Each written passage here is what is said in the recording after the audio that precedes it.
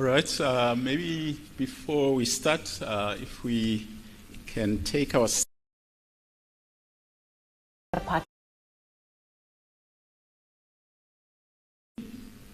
I would like to just go through some of the safety information.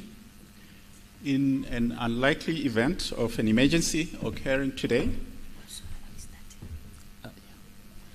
please remain calm and follow instructions from our marshals who are stationed throughout this building. Emergency exits are clearly marked on both sides of the hall for any exit that's necessary. Should evacuation be necessary, marshals will guide you out of this building. Please follow their instructions to the designated assembly points. First aid services are available on site. Please alert our marshals if you need medical attention. For your convenience, restrooms are located throughout this building if you need to use them. The President is around, and I would like to request that when he does come in, we'll indicate that please welcome the President, and I'll request you, when I say please welcome the President, that you stand up. Thank you very much.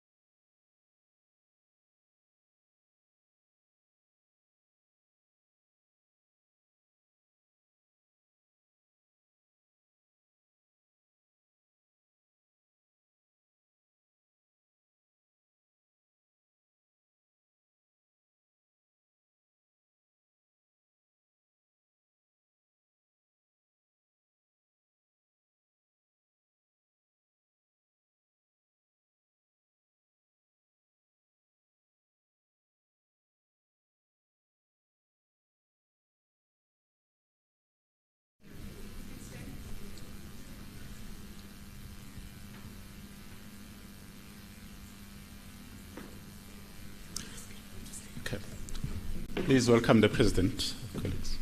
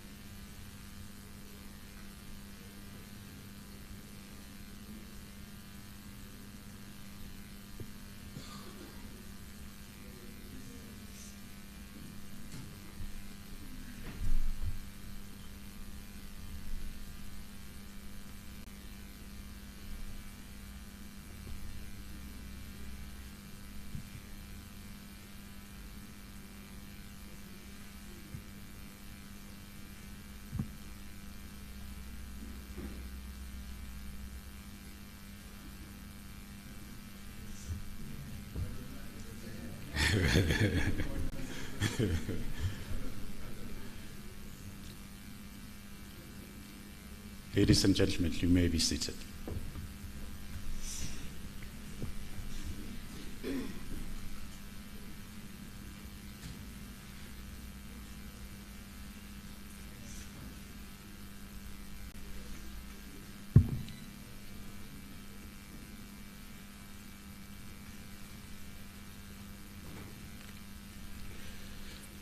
Good afternoon, ladies and gentlemen.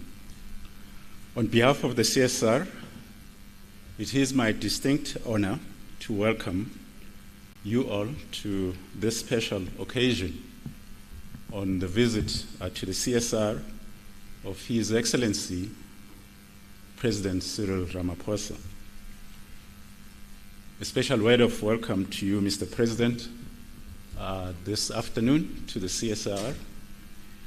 We're indeed and truly honored to host you here at the CSIR today in this special year when we celebrate 8 years of touching lives through innovation. We would also like to acknowledge our shareholder minister, Minister for Science, Technology and Innovation, Professor Blade Nzimande. We are deeply honored also to be joined by the Deputy Minister of Science, Technology and Innovation,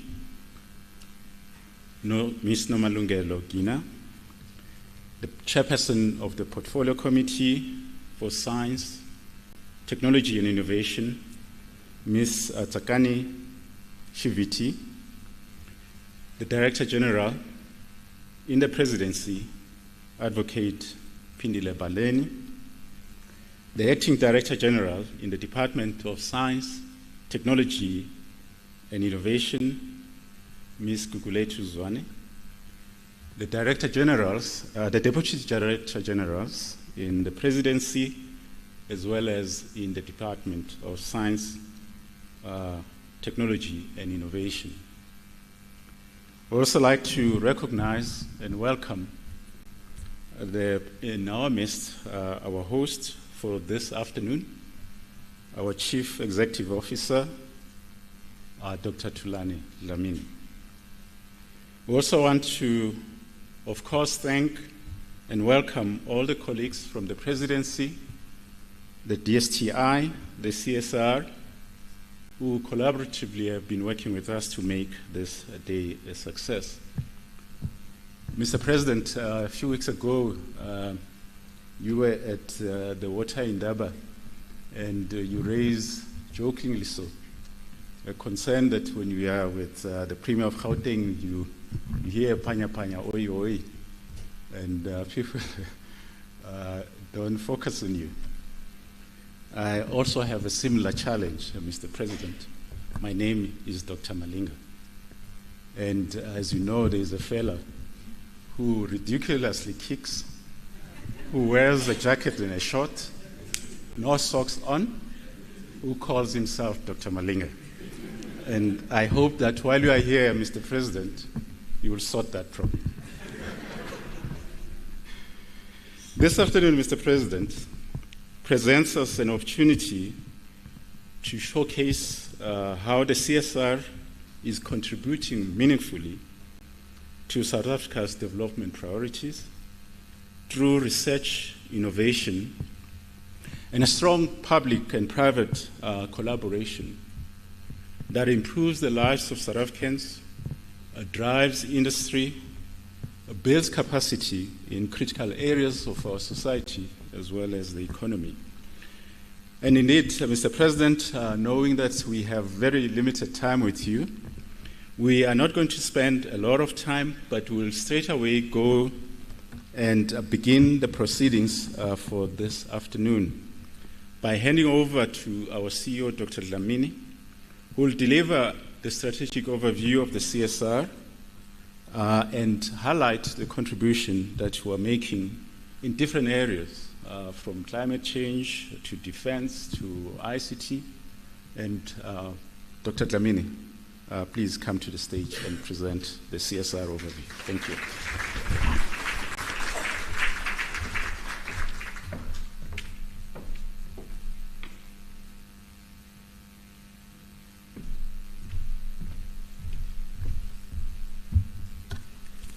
Thank you very much, Dr. Malinga.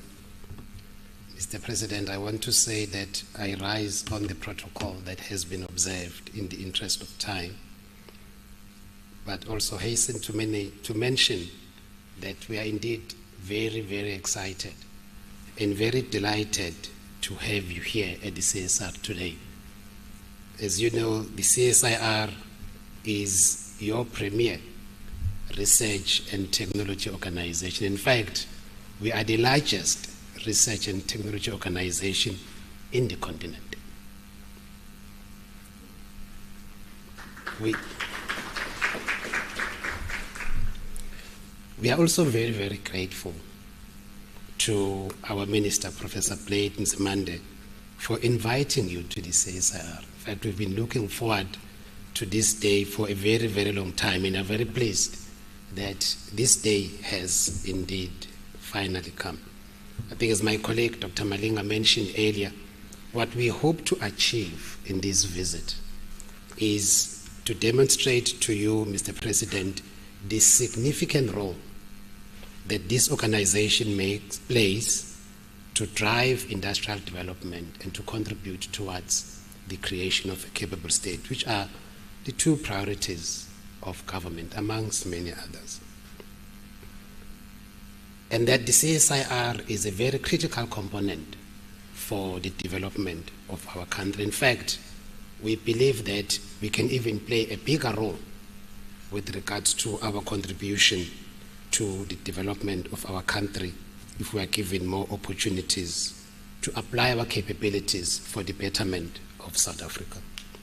I have a very unenviable task of trying to summarize in 30 minutes 8 years of touching lives through innovation in a very complex and very diverse business, and I'll try to do my best.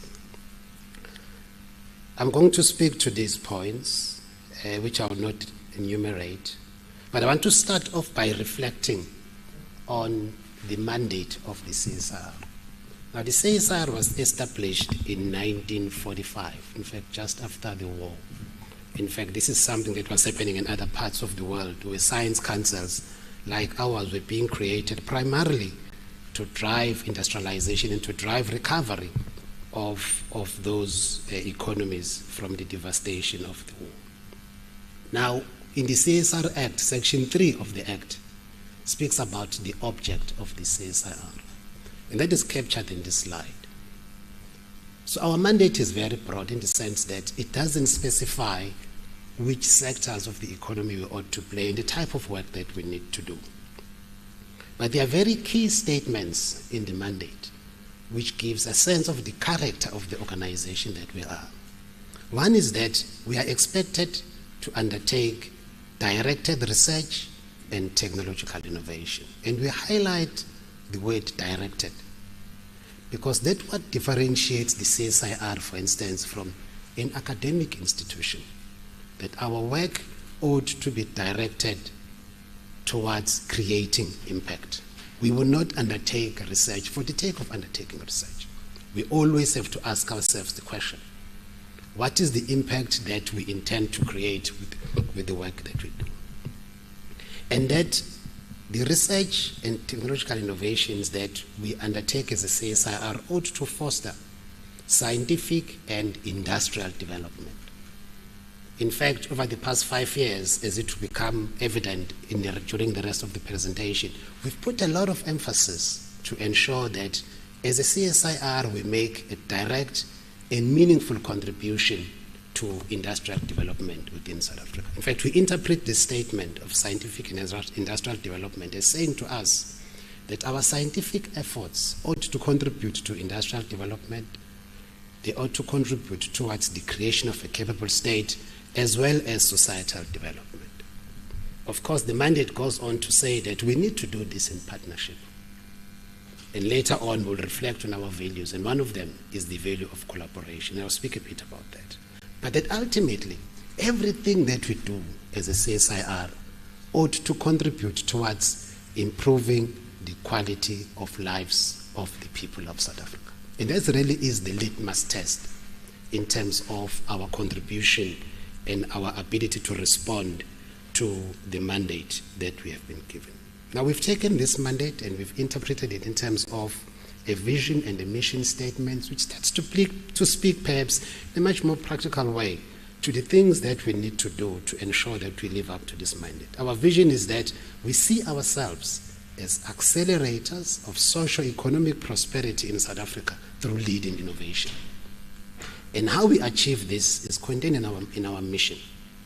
We achieve this by collaboratively innovating and localizing technologies whilst providing knowledge solutions for the inclusive and sustainable advancement of industry and society. Very carefully chosen words also in terms of how we live up to our mandate as an organization. Firstly, we realize that our contribution is not only through innovation, that if there are technologies in other parts of the world that have already been proven, we must bring them to South Africa and localize them and adapt them for the specific needs that we have as a country.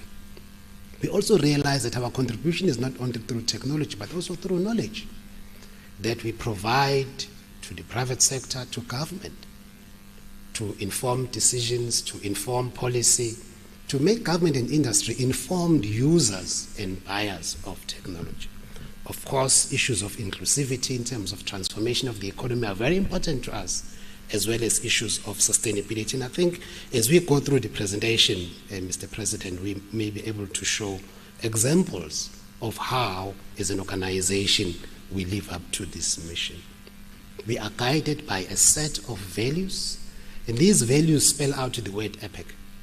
We strive for excellence in everything that we do, not perfection, but excellence. And we drive ourselves towards this goal. We are a people-centered organization. We respect diversity and conduct ourselves in a manner that upholds the dignity of each and every person that we engage with. Our own colleagues here within the CSR, but also the partners that we work with in society. We act with integrity. And we conduct ourselves in a manner that ensures that everything that we do is underpinned by this value of integrity as an organization. And we're very proud, Mr. President, we will show this later, our track record in terms of our governance practices within this organization. And then lastly, we strongly believe in collaboration, primarily because everything that we do as a CSIR is not for ourselves. It's to serve industry, it's to serve government, and to serve society. So collaboration is really at the heart of what we do as a CSIR. Our strategy that we are implementing, which we developed in 2019-2020, with a strong focus on a CSIR that plays a meaningful role in terms of industrial development and the creation of a capable state, tries to achieve these 4 objectives. One is that we want to make a meaningful and direct contribution towards the inclusive growth of the South African economy, but also at the same time, we want to grow the CSR business. Secondly, we want to contribute towards the sustainability and competitiveness of South African enterprises through the innovations and the technologies that we transfer to industry to enable them to meet their business objectives.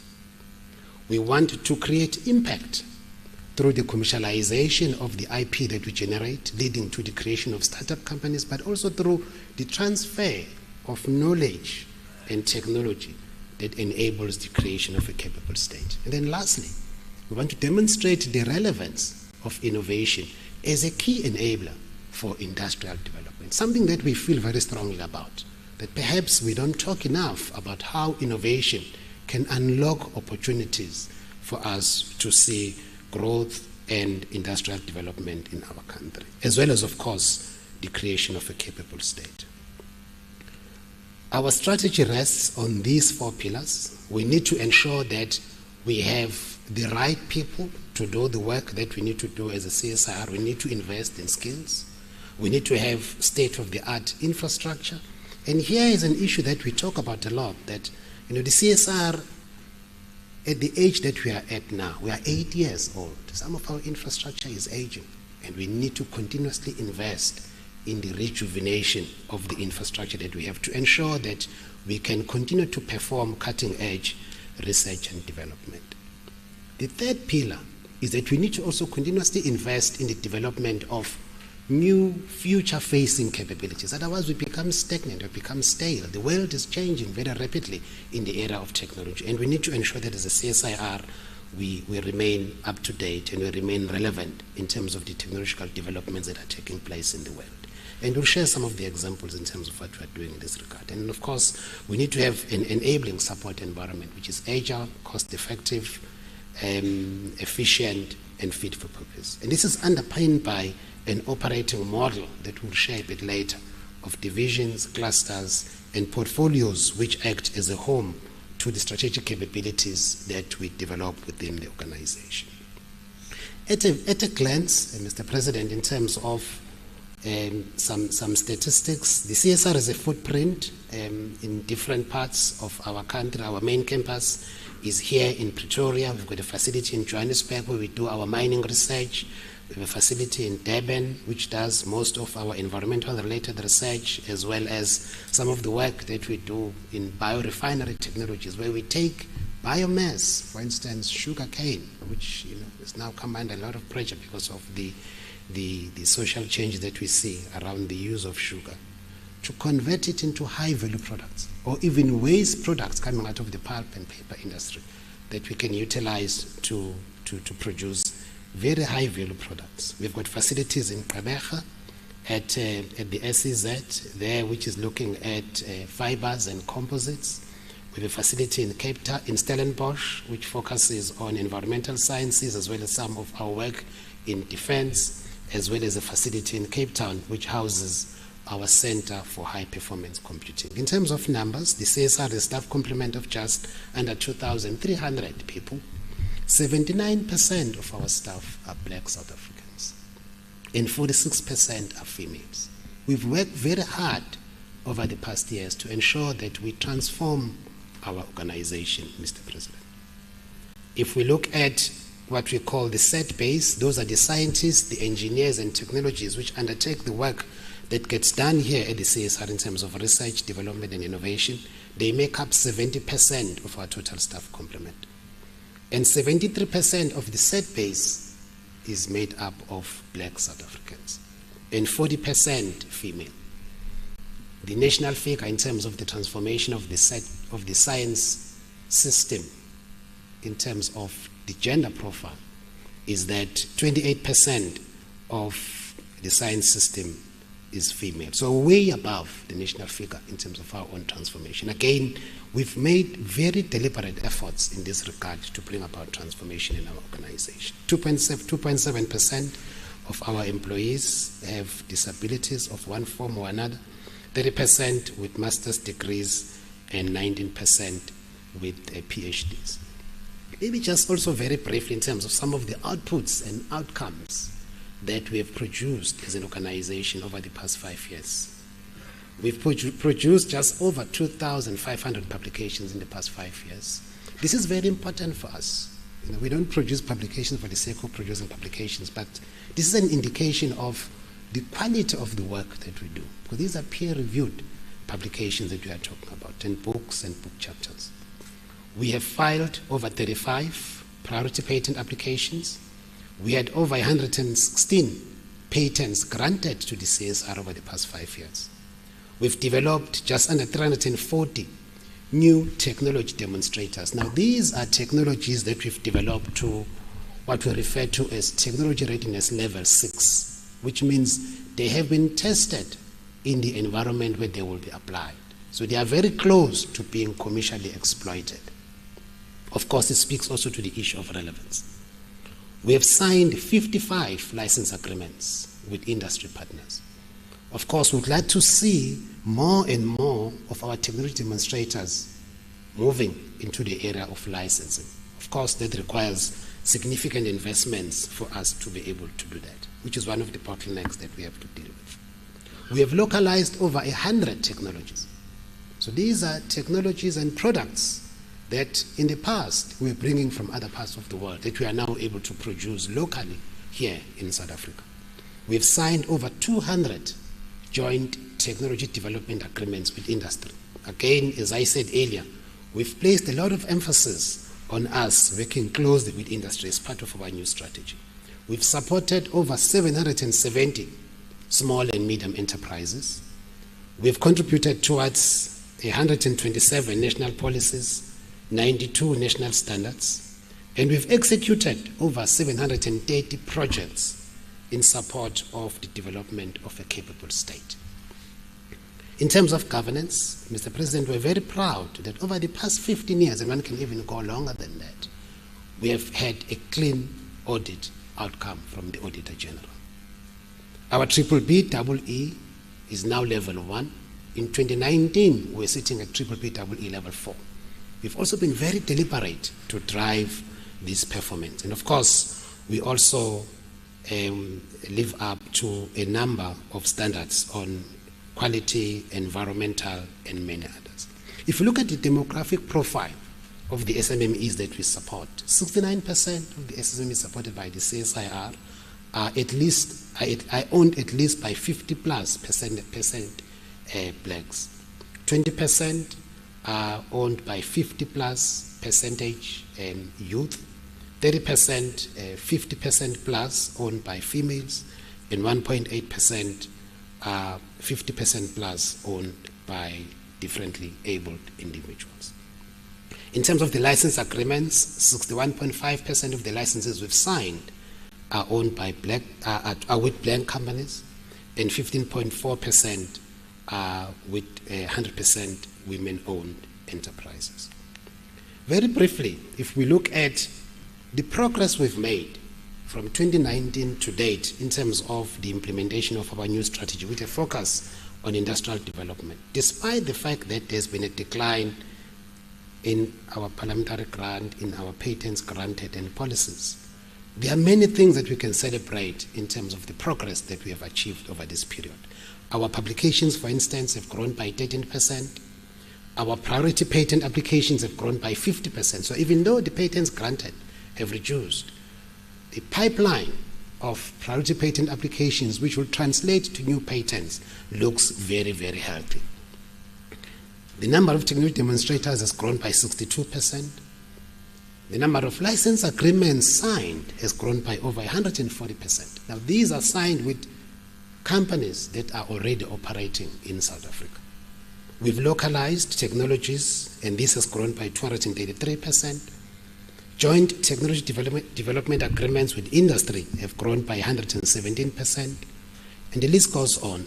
Our contribution in terms of the work we are doing to support a capable state, this has grown by over 200%. Our total income has grown by 27% over the past 6 years. But what is interesting is that the public sector income has grown by 46%. Our private sector income has grown by 40% over that period. And our international income has grown by over 170% over the past 6 years. So our view, Mr. President, is that we are making significant strides to deliver on our mandate, and we're making significant strides to contribute towards the creation of a capable state and to contribute towards industrialization in South Africa. Now, in terms of the work that we do, our work is focused on 9 areas. and it covers over 11 sectors of the South African economy. And we've organized this into what we refer to as clusters or strategic business units. You can use that word also. And these clusters sit within what we call divisions. So there are 3 divisions within the CSIR. The first division is called Advanced Chemistry and Life Sciences, with a focus on advanced agriculture in food, chemicals, as well as next generation health. The second division is called Advanced Production and Security, focusing on manufacturing, mining, as well as defense and security. We've chosen these focus areas to speak specifically to the sectors of the economy where we intend to make a meaningful difference and to create impact. The last division houses capabilities that are cross-cutting. It's called Smart Society. It has a focus on what we refer to as smart places, which encompasses the area of the built environment, the natural environment, issues of water and energy sit within smart places. We have smart mobility, which focuses on the logistics sector, the technologies and infrastructure that goes to supporting the logistics sector within South Africa. Then lastly, we have what we refer to as next generation enterprises and institutions, which is focusing on the digital transformation of business and government using information and communication technologies, as well as the technologies of the 4th Industrial Revolution. So this is the heart of what we do within the CSIR and the areas where we create impact. I want to move then very quickly and reflect ever so briefly on some of the significant achievements that we have had as a CSIR in the past 8 years of our existence. I think when one goes through this, it's very clear to see that indeed the CSIR has lived up to its mandate of contributing towards improving the quality of lives of the people of South Africa. I think as early as 1946, our telecommunications research laboratory, which was established here at the CSIR, served as a key enabler of the electronics industry within South Africa. One of the areas of focus within this laboratory was around radar technology to support our National Defence Force at the time. Interesting enough, that capability still exists even today, and we've actually strengthened that capability. We'll share some of the examples of the work that we are doing now to use the radar capability that was built in 1946 within the CSIR. In the 60s, we developed an accelerated pavement testing technology. The issue here, Mr. President, is that if you build a road, you need for the road to last at least between 20 and 40 years. And if you introduce a new material, the question then becomes, how do you then test to ensure that this material will last for the lifetime of the road? So we developed this capability which allows one to be able to get data that represents 40 years of the life of a road in a 3-month period. This technology has now been licensed to an American company called Dynatest, and it's being sold all over the world. In fact, one of their biggest clients is the Department of Defense in the US, using South African homegrown technology. The CSIR was also very instrumental in the creation of a missile industry within South Africa. And this was enabled by the fact that we have wind tunnel capabilities within the CSIR, which will demonstrate later on to the President. In the 70s, we spun out a company from the CSIR called Cantron, which has now become Denel Dynamics, which manufactures missiles that we export to various parts of the world. We were also at some point in time leaders in the development of materials that are used for the lithium-ion battery. In fact, I think we made a mistake because in the 80s we abandoned this work within the CSIR, not realizing the significance of this capability in the future. I think if we had continued with this research, I'm sure that we'll be amongst the world leaders in terms of lithium-ion batteries. But the chemistry that is currently being used in most lithium-ion batteries came out of the CSIR. We also support the mining sector through what's called self-contained, self-rescue devices. These are devices that miners take with them underground to use in the case that there's an emergency, for them to move from the point of an emergency to an area where they can be safe. This device allows them to have clean air to breathe for at least 30 minutes. We have been mandated by the Department of Mineral Resources and Energy to do testing and evaluation of these devices for the whole mining sector within South Africa. In the 2000s, when our country was faced with a significant problem of cash in transit heists, the CSIR developed this vehicle that you see in this image, Mr. President, which is now becoming standard in terms of the vehicles that are used for the transportation of cash within South Africa. We worked with all the industry partners that were involved in terms of the development of this vehicle, which of course has much better performance in terms of stability, the center of mass, compared to the previous vehicles. But in addition to that, we developed a technology which was based on polymer chemistry, where we can deploy this within the vault of this vehicle, that in the event that there is a heist, the chemicals will react and will create a block that secures the cash that is contained within the vault, making it possible for the robbers to have access to the cash within this. And we've rolled out all of these technologies to our partners in this sector. Another example of work we did in the 2000s is around the development of a camera that is now sold from South Africa by a South African company, licensing the IP from the CSIR to over 40 countries all over the world.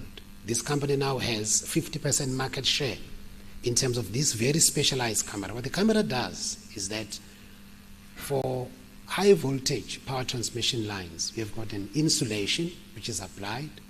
When that insulation degrades, there is an image that gets created around this transmission line, which we can only see with this very specialized camera. And therefore it enables our utilities to then intervene before you can have failure of the transmission line. It's called a CoroCam. It uses UV and infrared light to detect this image from the corona, which is what gets created as a result of the degradation of the insulation from the power transmission line. So we are contributing to ensure that Eskom, of course, keeps the lights on for South Africa. Mr. President, when in 2013 the Department of Home Affairs embarked on the transition from the green ID book to a smart card, they approached the CSIR to do the design of the smart card and the safety features that must be built into the smart card. In fact, this is a very good example of how we can work with different government departments. So before they go to procure, they went to procure the new smart card for South Africa. They came to the CSIR. We then designed the smart card for South Africa. And on the basis of that, the department was then able to go to the market with a smart card that is designed for our own specific needs, with the safety features that speak to what we wanted to achieve as a country with the smart card. If that had not been done, if you go to the market, you will get whatever the market is willing to offer you, which might not be necessarily what you are looking for. So we're very much involved in terms of the design of the smart card and the security features that are built into the smart card with the Department of Home Affairs. We're faced with a problem in the 2010s of rhino poaching, as you would know, Mr. President. Working with SANParks, we developed a system which is made up of an optical camera, a laser, and a radar.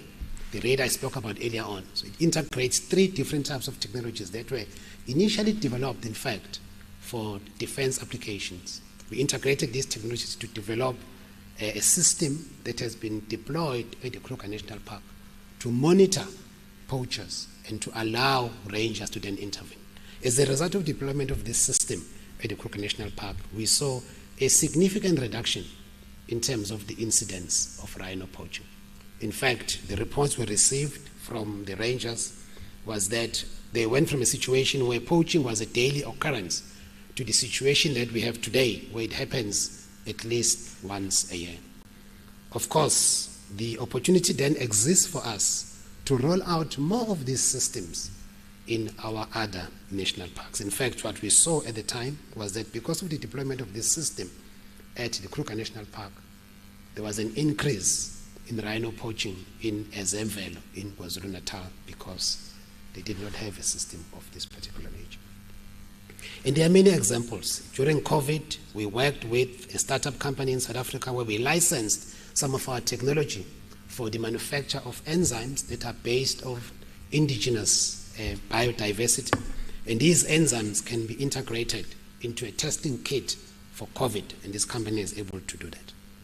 In terms of our work on climate change, which is a major issue for town planners in most of our cities, we've developed what is called a Green Book Metro View, which we have rolled out in the cities of eThekwini and eTshwane to support local government in terms of what needs to be done to adapt to climate change and to provide evidence around climate change, population risk, population growth, as well as risk and vulnerability of the communities where the new settlements are being planned.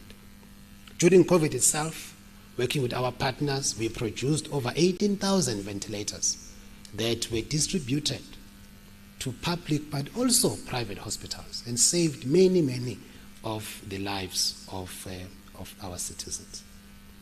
The electronic vaccine certificates that we all use to travel were also developed here at the CSIR, and my colleagues will speak a little bit about that later on. Mr. President, as you know, that digital currencies, cryptocurrencies are growing significantly all over the world. And as a country also, we need to ensure that we are prepared for this, that we are able to deal with the positive but also the downside of these types of technologies.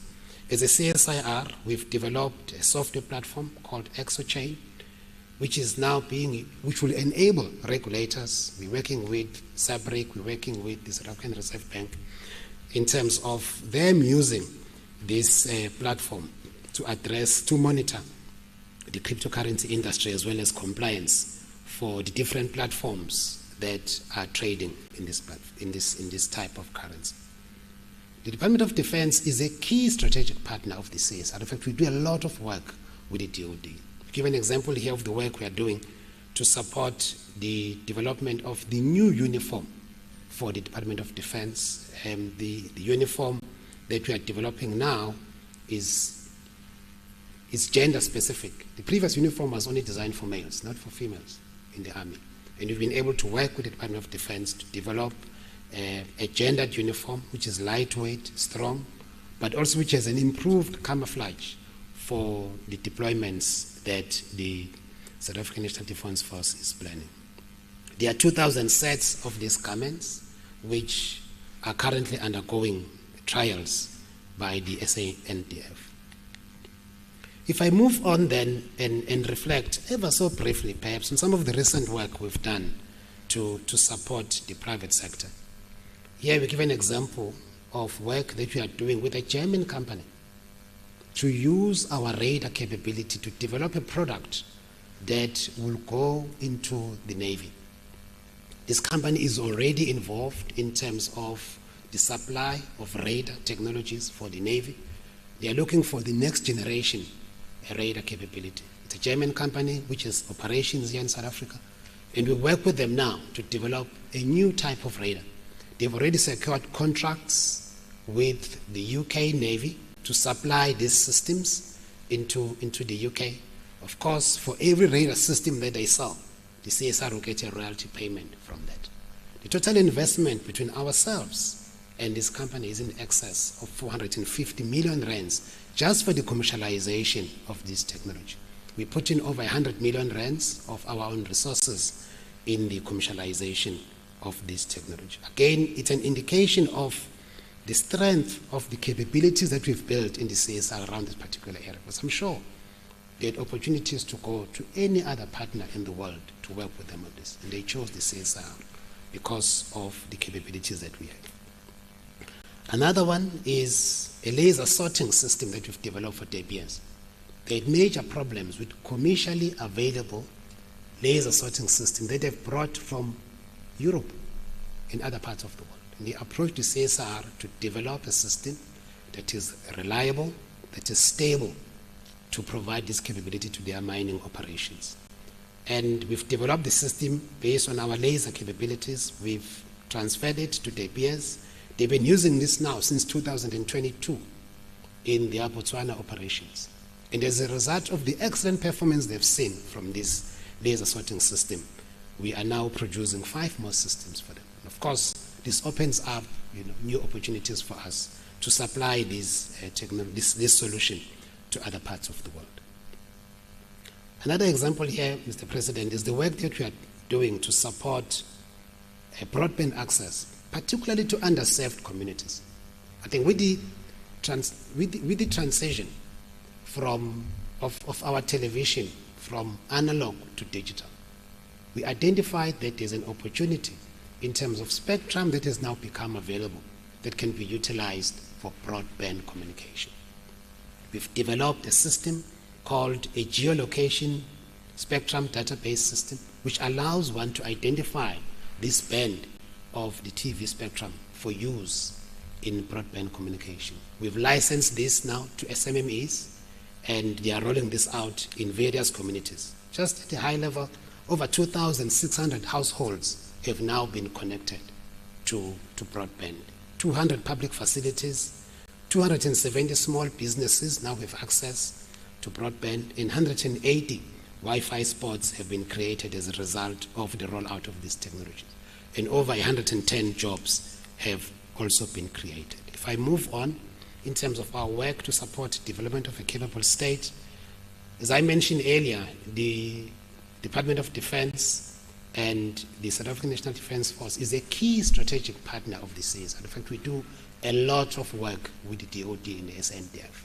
In fact, amongst all the government departments, that's the one department that utilizes the CSIR as a strategic partner in terms of addressing opportunities and developing solutions to support the various missions that they undertake. Here we've developed what is called a gunner protection device for personal carriers. It is a significant improvement to currently existing systems. We've already licensed this to a company that will be manufacturing these devices and retrofitting them to existing vehicles of the SANDF. We support our National Ports Authority with various capabilities, particularly around decision support.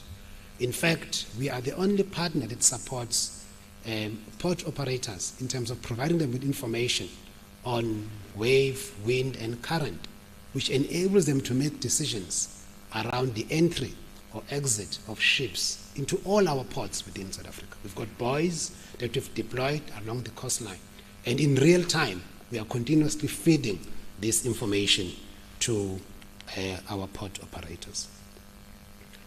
We work with Eskom on various initiatives. Here we reflect on the work we are doing to support Eskom in terms of the refurbishment of steam turbines.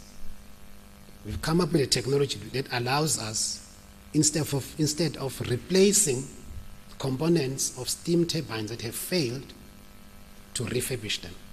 Of course, this means there are significant reductions in cost, but also in terms of downtime. We are able to do this in situ. Turbine is taken out of commission, we repair it, and is then put back into service as a result of our interventions. We are also involved in a number of initiatives to support the circular economy, and we list some of them here. In terms of ensuring that there is natural resource security and that there is sustainable reuse of our natural resources. Then lastly, we are also very active in terms of supporting the creation of a local pharmaceutical industry, particularly focusing on the manufacture of own vaccines and pharmaceuticals, which is an area, of course, as you know, Mr. President, that is perhaps a weakness in terms of our own system, that we are not able to manufacture our own vaccines and to manufacture our own pharmaceuticals. We are setting up here within the CSIR, with support from the Department of Science, Technology and Innovation and National Treasury, a world-class strategic capability which will enable us to produce vaccines, pharmaceuticals, as well as biological measures, and create that value chain that will give us that level of strategic independence as a country. In terms of financial sustainability, I can very quickly reflect here that our income comes mainly from two income sources. We receive a grant from the state, which makes up 19% of our total revenue. The rest of our income, 81%, we generate through contract research and development that we undertake for the public sector, for the international sector, as well as for the private sector. So if you look at that contract R&D income portion of the CSIR, 20.5% comes from international contracts, as well as 8.7% from the private sector. And the remainder comes from government, state-owned entities, as well as provincial governments, of course. Over the past 6 years, we've grown our income by 27%. In fact, in the year that has ended just now, our total turnover was 3.604 billion rands. As I mentioned earlier, collaboration and partnerships are really at the heart of what we do as an organization. We cannot do the work that we do and create the impact that we are able to create without partnerships. Now, the CSIR is very unique in the family of science councils in South Africa, in the sense that if you look at most science councils, MinTech, for instance, has a very specific sectorial focus, focusing on mining, or ARC focusing on agriculture. The CSIR is a multi-sectorial organization. It then, of course, gives us an opportunity to partner and to collaborate with the other science councils within the National System of Innovation. But also we work very closely with state-owned enterprises, we work with skills development agencies, higher education institutions, government, as well as industry, both locally as well as internationally. We've got a very extensive footprint in terms of the work that we do. We have a number of partnerships in the continent, in Europe, in North America, in South America, as well as in the Middle East and Asia, which I will not enumerate in this slide, but they are all indicated in this presentation.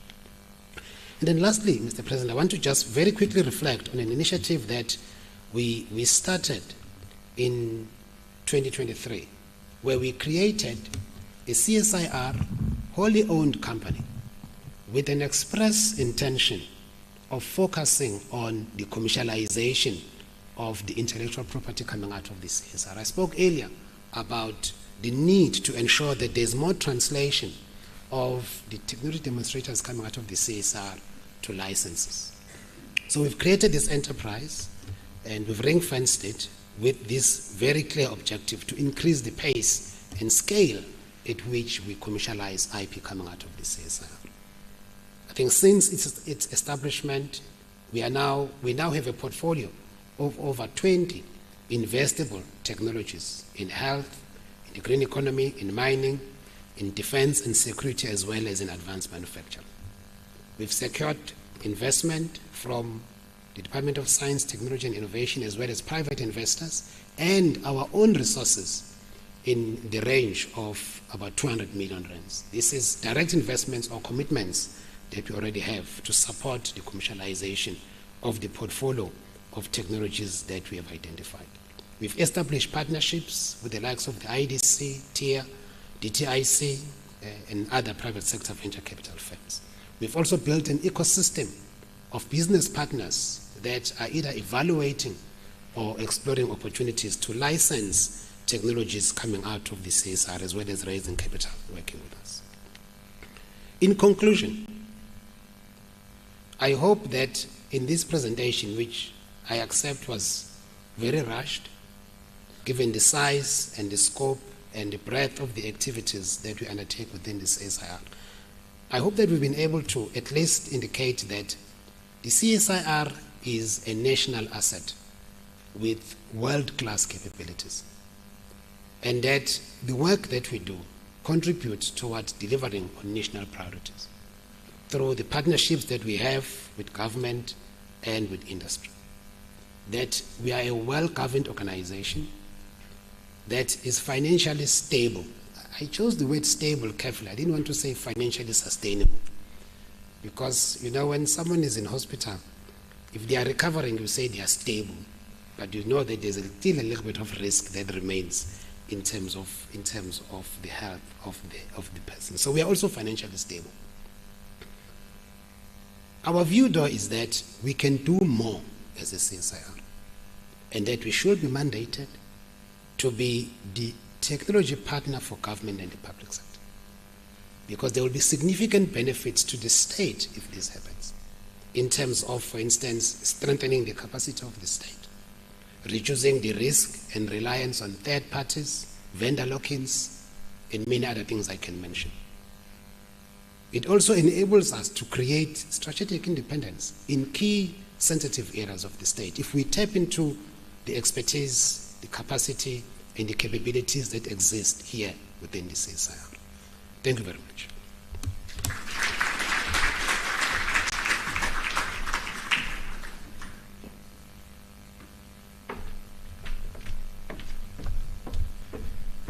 Thank you very much, CEO, that in task of summarizing the life of the CSR, 8 years of our existence into a short time, a very, very difficult task to do.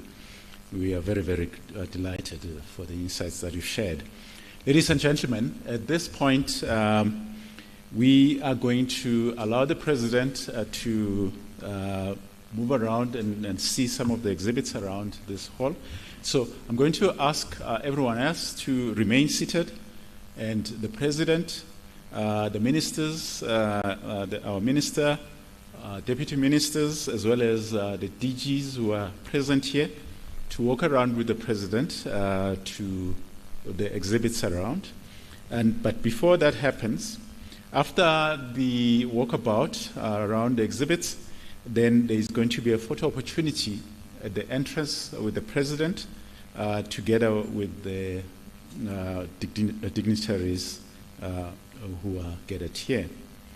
And then we'll then proceed to the facility tours, the different areas that we'll be visiting with those that have been identified, the VVIPs who are here, who will go and join us for that. May I request one of our facilities, the wind tunnels, that's our key, national key point area, and we are not allowed to get into that building with mobile phones, and so those that will be going to that area, we request that you leave your phone in your car if possible, and if you cannot do that, then your cell phone will have to be put in an envelope when we get to the other side and be secured until you leave that facility. Again, so we'll request that you assist us with that.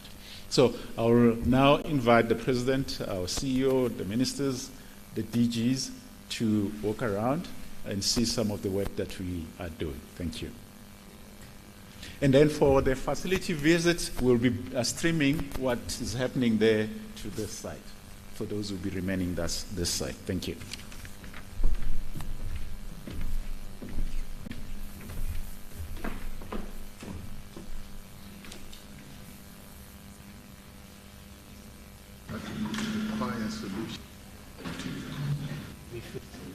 Yes, you must feel so.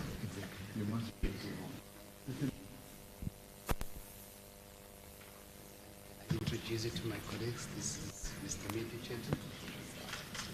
Nice to meet you. To talk about the work that you are doing to support digital health.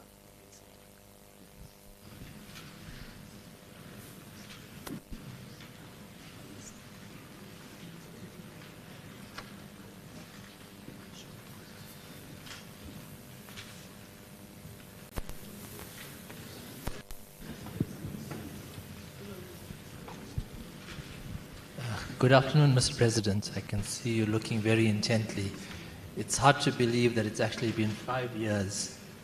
Let's go back to the picture. Yes, it's been 5 years since your visit to the Department of Health's COVID-19 Information Center. And during that visit, you'll recall that you saw firsthand the role that the CSIR played in terms of helping the department and the country get ahead of the pandemic. Yes. A few months thereafter, Mr. President, the country initiated the COVID-19 vaccination program. And again, we needed an information system there to be able to effectively administer the program. And as the CEO mentioned earlier, the system that was used, which is called the Electronic Vaccine Data System, was actually developed by the CSIR. If you look at this screen, Mr. President, you'll see that at its peak, the EVDS system was actually used in over 4,000 vaccination sites in the country.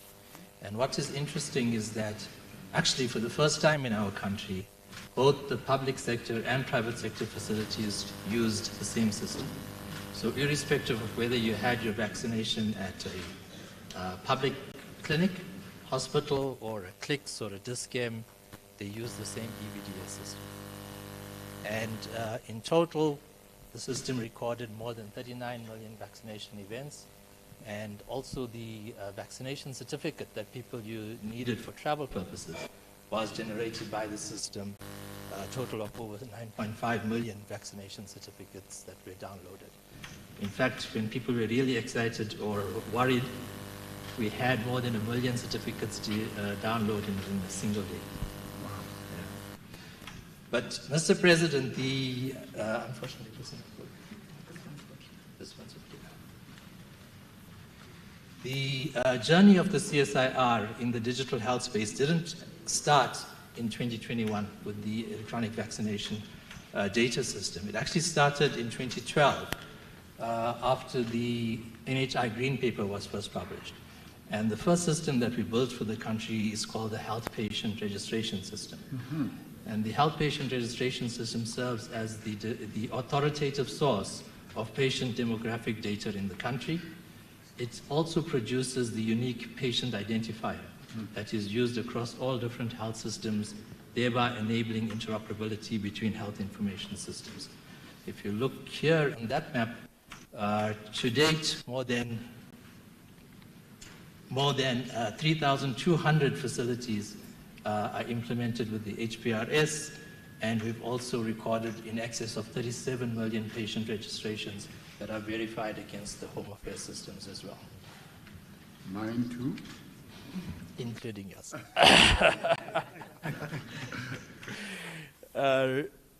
Mr. President, you see the journey here actually has had quite a number of important innovations and milestones over the decade that we've been involved in the space with the Department of Health.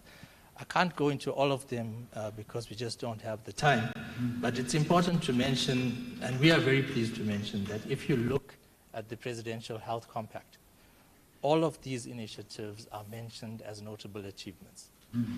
And moving forward in the second iteration of the Presidential Health Compact, the most important priority is probably the electronic medical record.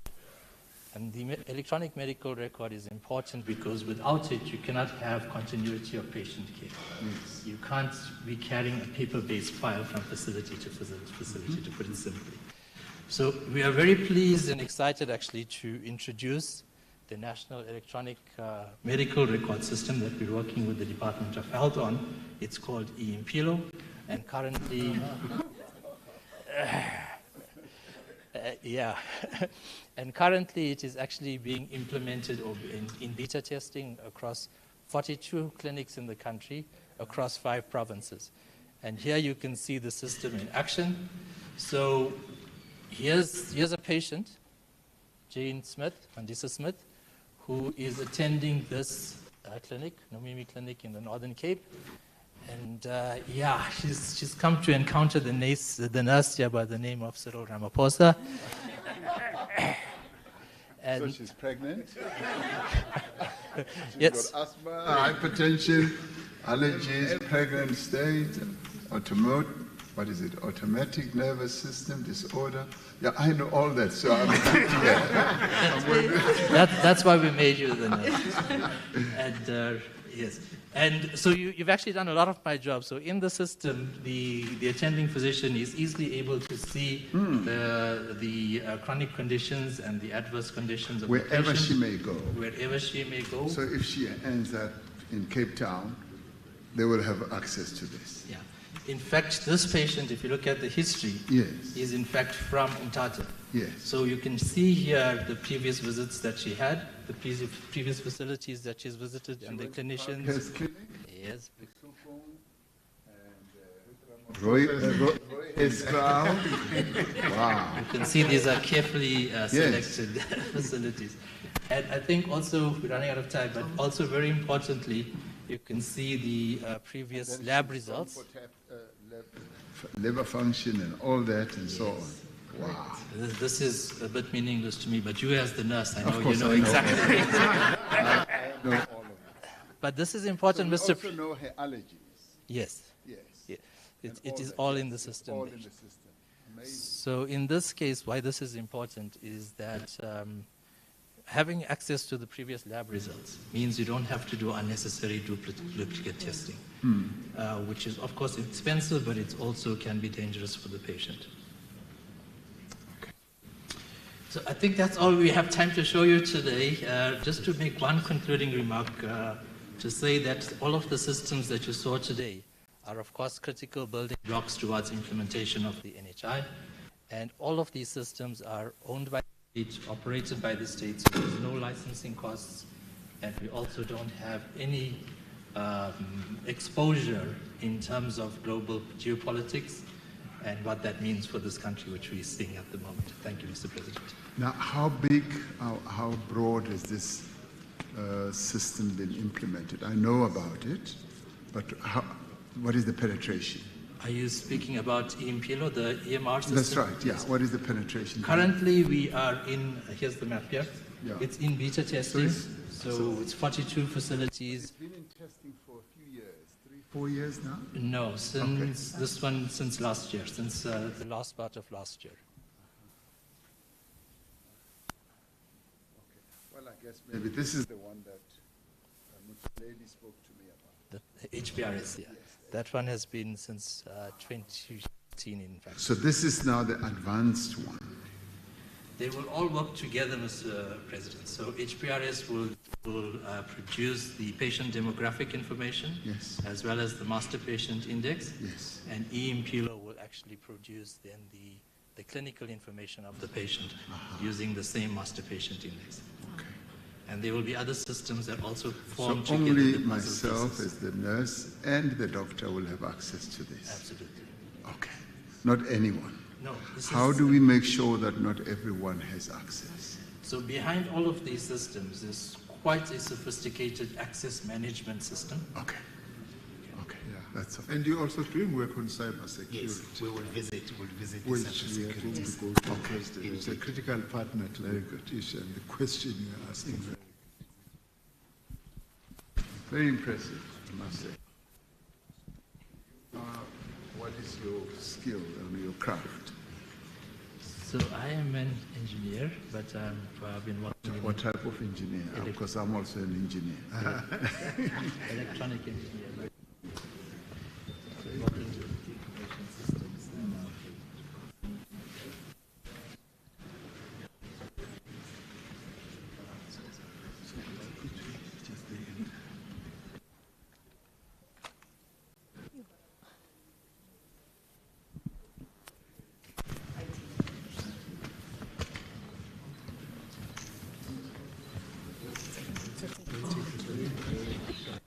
So you can basically, I mean, in IT, what do you do?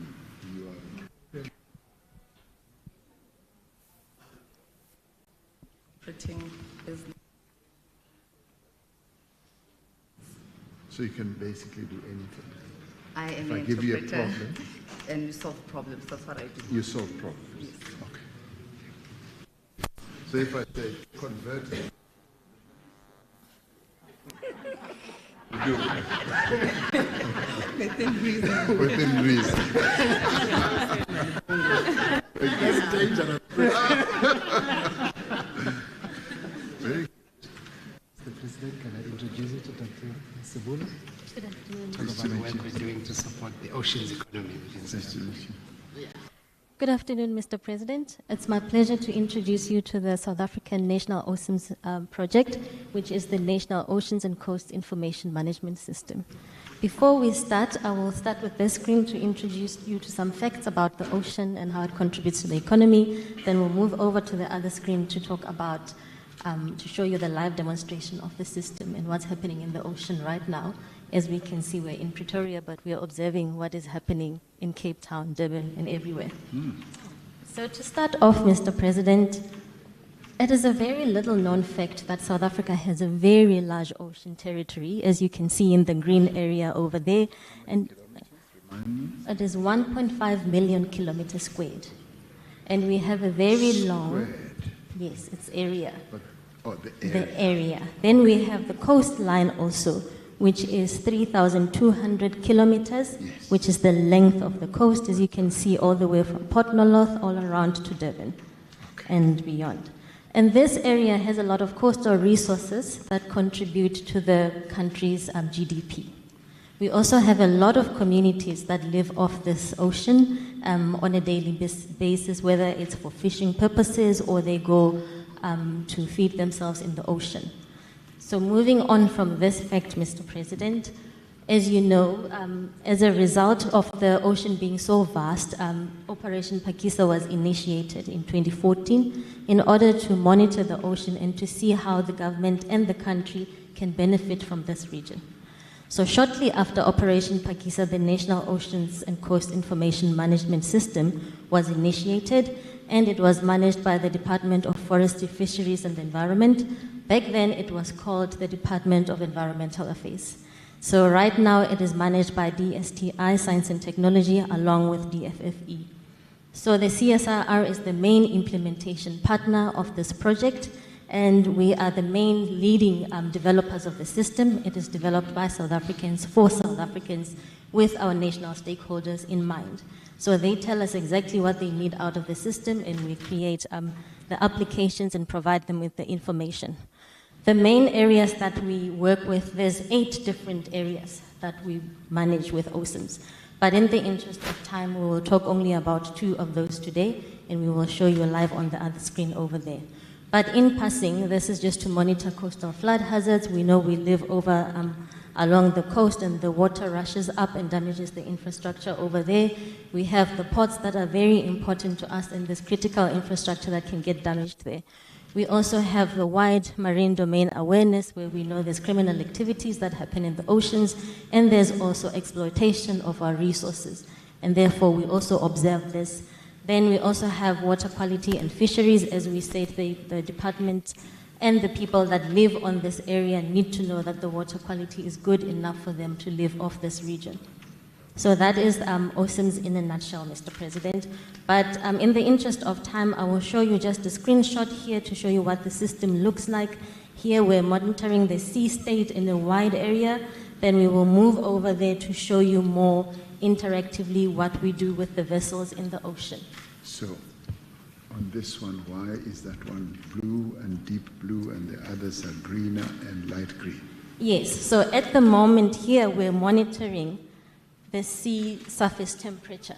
Okay. So in blue, you will see the water so that is cold. Contemporaneous? Yes, Okay, yes, all right. That's correct. So this is what happens with the sea surface temperature, and therefore it affects the fishing and other activities. Then over there, So it's not permanently like that? It's not permanently like that, but for now we'll just show it like that sure. in passing. So over here, what we're looking at is the integrated vessel tracking tool. All the vessels that you see here are live at this point in time. Live? Yes, they're moving in our ocean. So the green things that are pointed forward, they are vessels? Yes, so they're pointing in different directions, as you can see, depending on where they're going. There's a lot of them. And as we say, there's a lot that happens in the oceans. Although it looks very calm when you look at it, but there's a lot that's happening over there. So, of the vessels. Yes. It tells you the different types of the vessels over here. So as you can see, we have cargo vessels, we have tankers, we have passenger vessels, we even have speedboats in there. But at the point in time, we're tracking one vessel in particular that came in yesterday. If you see the yellow line that's going down, and then now it's going out of South Africa. It went into the port of Durban. Obviously, there was some cargo activity there, so they were offloading the cargo, and now they're on the way out of the country. And that's necessarily what... So is that a high-speed one, or is it just a passenger one? This one is just a tanker vessel. As you can see, if I can move away for a little bit. Here, we tell you what type of vessel it is, and then we provide you with more information about the vessel here. We can even tell you what country it's coming from. Marshall High. Yes. And therefore, it's in the right place, Mr. President. Sorry. As you can see, because it's going back through the Mozambican channel back home. So that is usually what we would like to see with our vessels. So in the sake of time... who monitors this? The Defense Force that monitors this continuously, or yourselves here, or who else? So we monitor it continuously, and then the Defense Force, if we can move over to this screen over here, then when there's incidents that are happening and they are not sure about the activities that the vessels have been doing, they ask us to track the vessels for them, see where they have been, and then we provide them with the information. So if there's a criminal case and there's a vessel that has been behaving in a way that it shouldn't be, then we can provide them with evidence and they can prosecute the vessels. So if a vessel switches off its transponder, how do you know? So we have this little thing over here, which we call synthetic aperture radar detections. So if they switch it off, then obviously it will go off on the screen, but then we switch on the radar satellite and then we do the analysis to pick up the vessels in their natural form in the ocean. So we're not getting the signal from them, but we can look down on them and track them also. Do you have many such? Yes, we have a lot of them. So they come into our water, switch off? Yes, and then we provide the information to the South African Maritime Safety Association and Defense Intelligence, and they take it from there. Yes. In Do you conclusion, work with SANSA as a matter of interest? yes, we do. SANSA provides us with some of the synthetic aperture radar data. So that's where we can now do the dark target detection with the radar imagery that they provide to us. From their satellites? From the satellites that they procure for us. Yes. Yes. Okay. So they're a very big collaborator with us. So when did this happen? 6 Chinese trawlers and rogue fishing. When was that? This one, as we can see, was in 2020. So that's when it was reported. These were captured around the same time. As you can see, this one was 2019. Cocaine, yes. Those were probably in 2020 together. Yes. Okay. So in conclusion, yes, and also we work with Border Management Authority to then monitor the ports and everyone has the correct papers to come into the ports and also to leave the country. But in conclusion, Mr. President, I want to highlight also that with the success we've had with the OSIMS project, we've extended regionally, as you can see, to help our neighboring states, because whatever happens in their waters will eventually affect us as well. So with the help of the African Union, we're extending the project so that we can monitor all of Southern Africa. It's impressive. Thank you very much. Thank you. Now, with the microphone off, I want to ask you another question. Did you interview with Lydia?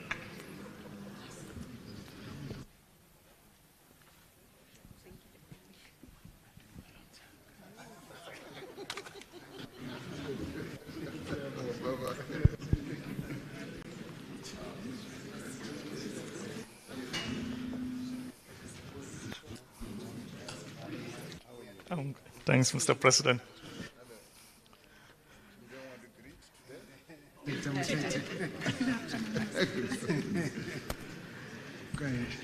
Thanks, you welcome, Mr. President. I'm Professor Moses Cho, a chief researcher in the Advanced Agriculture and Food Cluster, where we are harnessing transformative technology in digital agriculture, agro-food processing, food safety, and animal health to sustain and grow South Africa's agricultural economy for inclusive growth and to support rural development.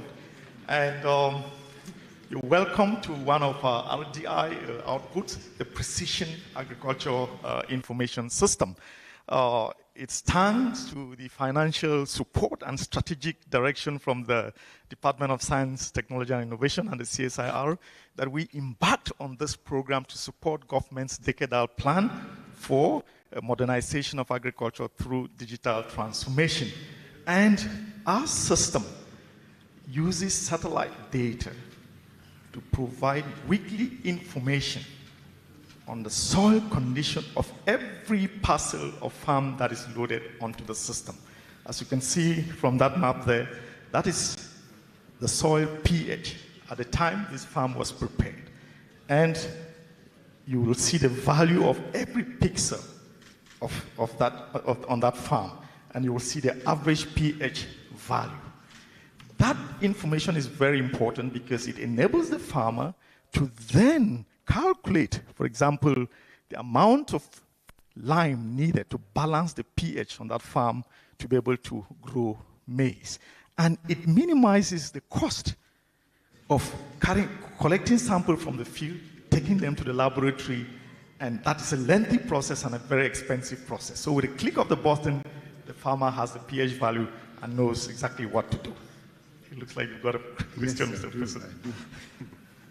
So you do it via what? Satellite? So we have satellite that orbits the Earth or passes over every farm every 5 days. So we get that information and then we apply our algorithms, which I call them South African IP. So a particular farm has to be logged on. How do you get logged on? I see there you've got Losberg. Yes, you can basically digitize a farm and you log it onto the system. And we've made it simple. If you have it on your mobile phone, if you stand in the middle of your farm, the system will pick your exact location and you can then input your farm into the system. So that can even enable every farmer in the country, even using their children with smart systems, to log into the system. And that's all the farmer needs. That's all the user needs. You log onto the system and the system starts generating data for you. And we can monitor the crop on a 5-day basis. And as the crop grows, for example, here, this is the chlorophyll content in your foliage. And you can see in this particular field that the farmer didn't take care of many spots in the field. Maybe they've been affected by pest and disease, and so the farmer needs to take care of that. And we've linked that to Google Map. If you click there with your mobile, it's going to help you to go to exactly that point, and you can then deal with the problem. And we are able to predict the yield, the crop yield for the farm a few months before harvest. Right now, we're predicting maize yield for every farmer who's logged into the system. Harvest is still 1 or 2 months down the line, and it's very, very accurate. And you can even assess the condition of the farm over the years. And this is very important for the extension, agricultural extension services, commodity associations, the banking institutions. It enhances the efficiency of their farmer support system. And we are across the country capacitating small-scale farmers who want to transition into commercial agriculture. And already we've been across 7 of the 9 provinces. And the results, the feedback is very, very interesting. And we want to reach every farmer in the country. That is our goal, that every farmer has access to this digital platform. And we hope with the support of everyone, we can achieve that noble objective. Thanks. So this seems to be crop focused, but you also mentioned animals, didn't you? No? Well, I didn't quite mention animals, but the system can be used to monitor rangelands. We can predict the quality of the rangeland, yes. And we have what we call a dynamic carrying capacity model, where you can determine the number of animals that should be present in a particular rangeland or pasture at a particular point in time on a weekly basis. But we know livestock is a cultural thing, and some livestock owners want to hang on to the number of livestock in the field. Yes. Thanks. Very good. Very impressive. Thanks for telling the president that we fund you so that he knows. Yes. So that's important. Thank you. Thank you, Mr. President. And we actually had a touch screen. You could actually interact with our touch screen. Yeah, you can even click on any button of your choice, and you can actually the system. You can maybe in a sorry. So how does a farmer access this? Well, they can via their mobile phone or via a computer. This one is for our exhibition, and you can even select the language and interact with the system. Maybe you can click here, Mr. President. Oh, I shouldn't be afraid. No, the language. Oh, of course. It's gone. Okay. No, you click on taken me to Google. Okay, you can click on any of the variable, and then you will, yeah. So, yeah. Gee. Wow. That's very good. So I did it in Venda, and okay, it's taken me. So I should come. Where is yeah. This is very impressive. So you can go. How do you your farm? Your farm boundary. You can digitize the farm boundary. That's the digitization tool. You can click your finger there, and you can digitize on another spot. Complete the circle, and then a sheet will appear where you fill in your information. Wow, this is impressive. It was developed here by you guys. By us, it is the only system as we speak in the world which will give you the data, Yes. exact values on pH, your soil nitrogen, organic content, and all of that. Yes. Very good. Thank you, Mr. President. Thank you so much.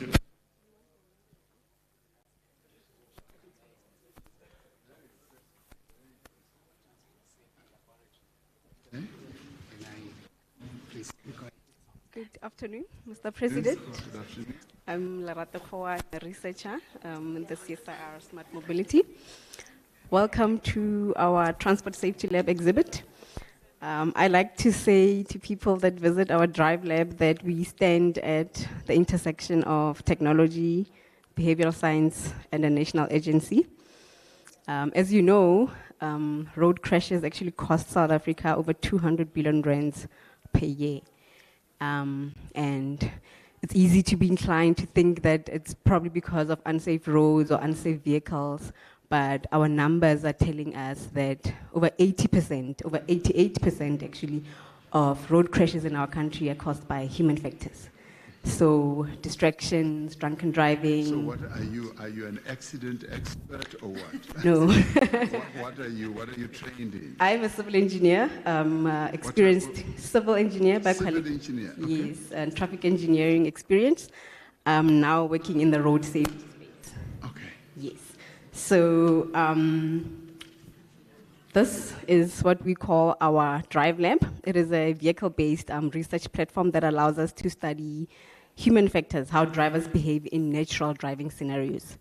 And it is established to target that 88% human factor contributory factors to road crashes. Yes. So that is an area that is under-researched in South Africa. Okay. And we are now going to target and focus our research on it so that we can reduce that 88% one day, hopefully, to zero, right? I'm going to take you through the technology. I would like you to please take a seat in the car. Yes.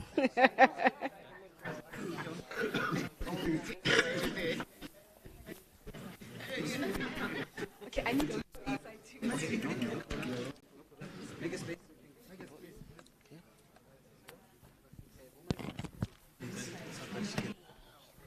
So right here on the dashboard, we have what we call smart eye tracking technology.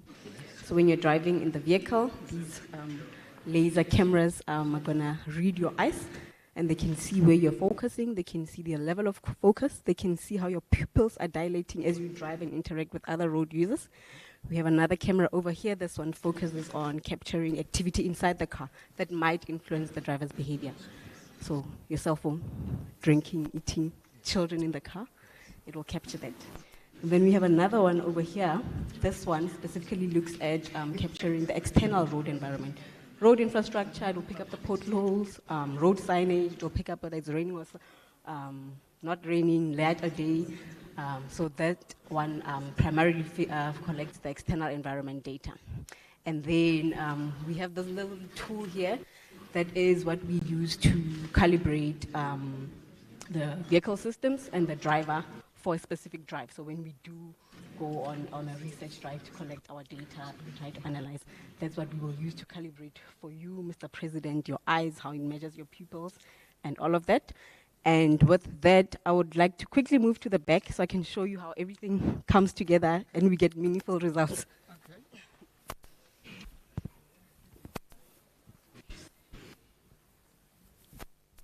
So I don't have to get into the booth. No.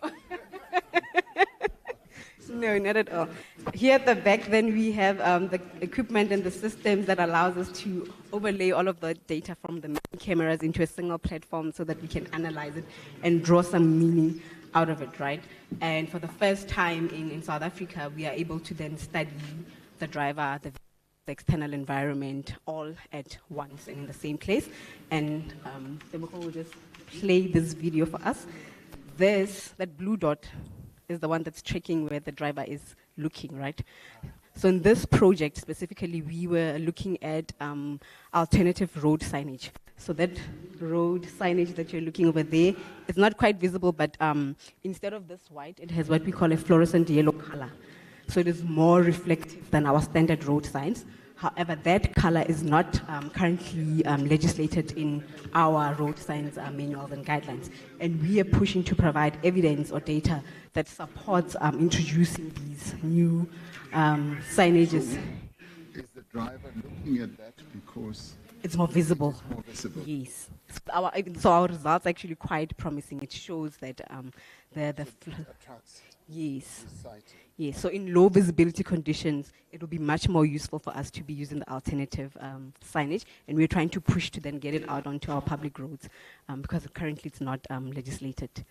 Okay. Yes. And yeah, with that, Mr. President, that's our drive lab, and we really believe that human factor is something that can be changed and reshaped.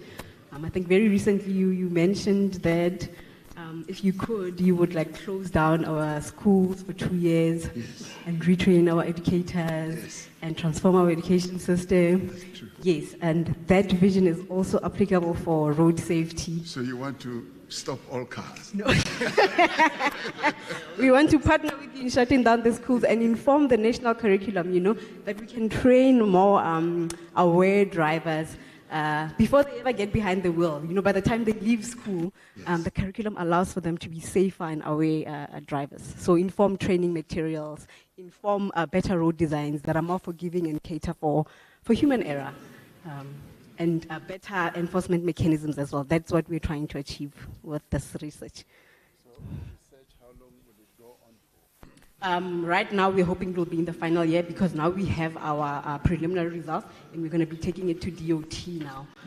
Yes, to pilot test on an actual public road. We did the study now inside the CSIR campus. Yes. Wonderful. Thank you. Thank you. Thank you so much. Very impressive. They made me to drive one day, President, And they were at the testing. simulator. And you I came was out worse. horrified. You came out worse. GMs, he came out worse.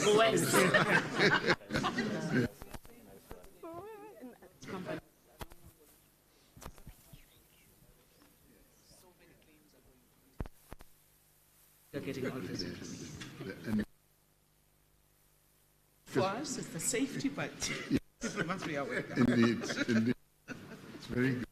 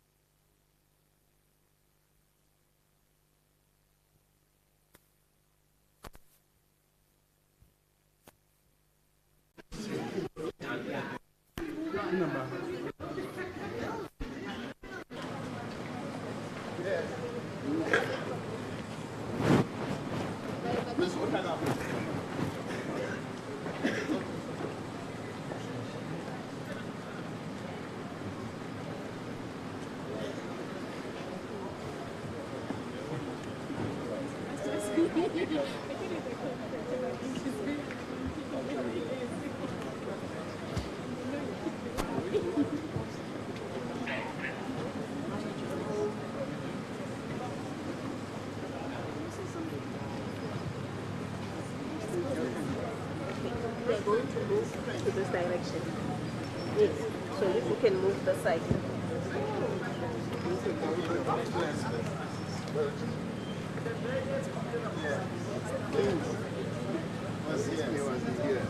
was here. No, I wasn't here. I was here with the minister. And Tito, what is that? Oh, in Flanders.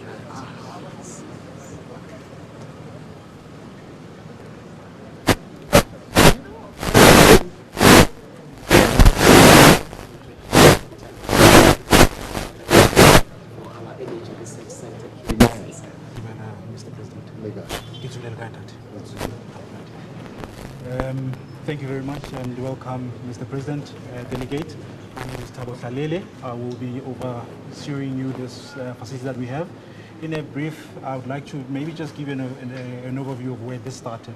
Back in 2020, we, together with the other institution, collaborated together with the World Bank, and this is where the concept was originally started. In that collaboration, the key that was identified that there's not enough facilities that can help with the transition. And in that regard, through that energy transition. That's correct. Yes. That's correct. There was not enough facilities, and we were then identified to support the testing of these batteries in the country. Now, that project was together with our in this case, Vito, the equivalent of CSIR from Belgium. It was funded by the Flemish government, and from that point on, we were able to ultimately get it operational. Now, what we're today, as well as the material that we have developed over the years, utilizing our locally beneficiated manganese.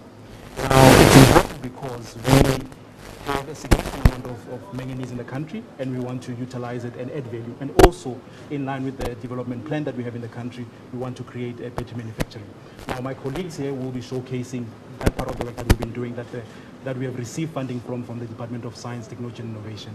Maybe let's go this way. So what can you wear? What am I? Yes. In this regard, I am the one overseeing the work that we're doing. No, your craft. Oh, I'm an electrical engineer, Mr. President. Where did you qualify? The University of Pretoria, Mr. President. Yes. Yes, Mr. President. This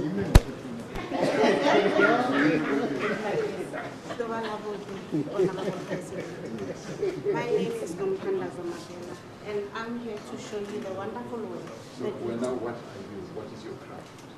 I am a researcher here at the CSIR. Qualified as? I am doing my PhD in this work that I'm about to show you in chemistry. In chemistry? What chemistry? In energy storage. Okay. Yes. Me too. My PhD. Okay. In nothing.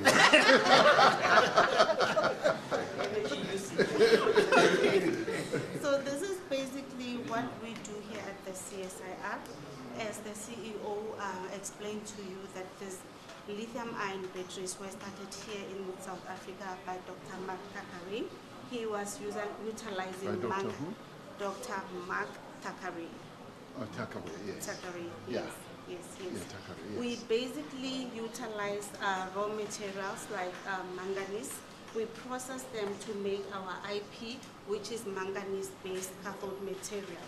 We also do silicon-based and graphite-based materials. All of these are used in a lithium-ion battery. Now, a lithium-ion battery is an electrochemical cell that is used to power your portable electronics and medical devices. So, what do we do here at the CSIR? We make these coin cells. This is usually found in your wristwatch, at the back of your wristwatch. Yes. We also make...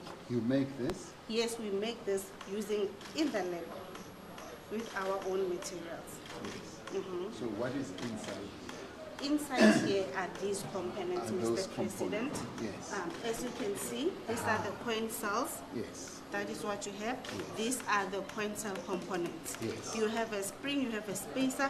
For the sake of this presentation, we did not bring a lithium foil here because it must not be out in the atmosphere. Yes. We have a separator, and this is the active materials that we use. So the lithium foil is the one that is the real important element. Yes. Yes.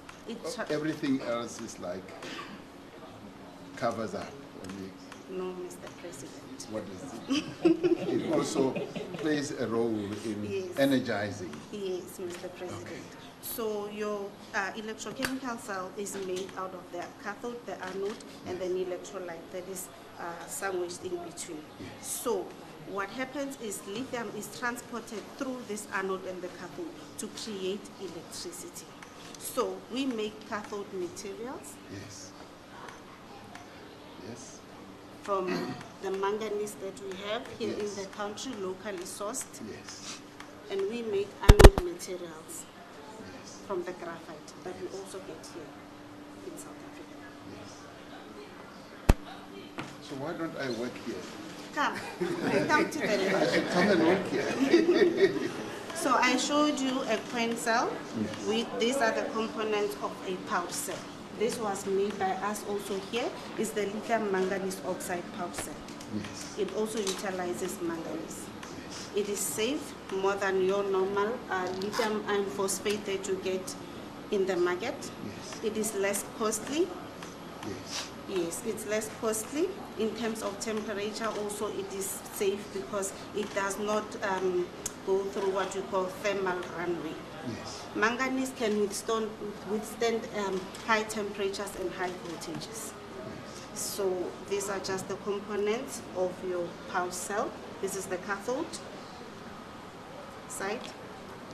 This is the anode side. This has copper, this has aluminum. This is the small size of what I was talking about. Now, we made this UPS together with the DSTI. Yes. Thank you. Yes, underline that. Yes, from our material here at the CSIR. So what is this? Inside here is the pouch cell that I was telling you about. It's in here. Yes. Yes. So this is a UPS. This pouch cell powers this. Yes. Yes. So not to get into a lot of politics, but then we also do get our electrolyte from the DSI consortium from Nexa. So yeah, we work with those people. So Mr. President, just to give you a context of what we've just gone through, you can appreciate that it's quite a complex process. Now, the DSTI a couple of years ago established what we call a consortium for energy storage. The sole purpose of that consortium is to actually promote local beneficiation of these critical minerals, and ultimately through working with other experts across the country, the likes of University of Limpopo and everyone, we have now come to develop this. Now, our intention is to make sure that we take this from technology readiness level number 6 all the way to commercialization. And obviously, the positive that will come from that would be the benefit that would create employment, and we want to see that to be realized. That's correct, Mr. President. And over and above that, I'd like to maybe just, as we transition to the next room, to also showcase that some of the work that we continuously do is to support a capable state. We work very closely. You see how capable Yes. Please come to the left. It's fine. I'll take it up. It's fine. Yes. So, Mr. President, I was highlighting that we work very closely with a number of we work very closely with a number of government entities, for example, the likes of South African Bureau of Standards. This is important because you would have realized that there was a significant influx of these batteries a couple of years ago. And we help them with identifying the standards that are required and what are the key things that we need to put in place. And this lab is purely based to support that market as well. And I think Mr. Rinesh will then take you through what we do in this particular lab and how we collaborate with the SABS as we move forward.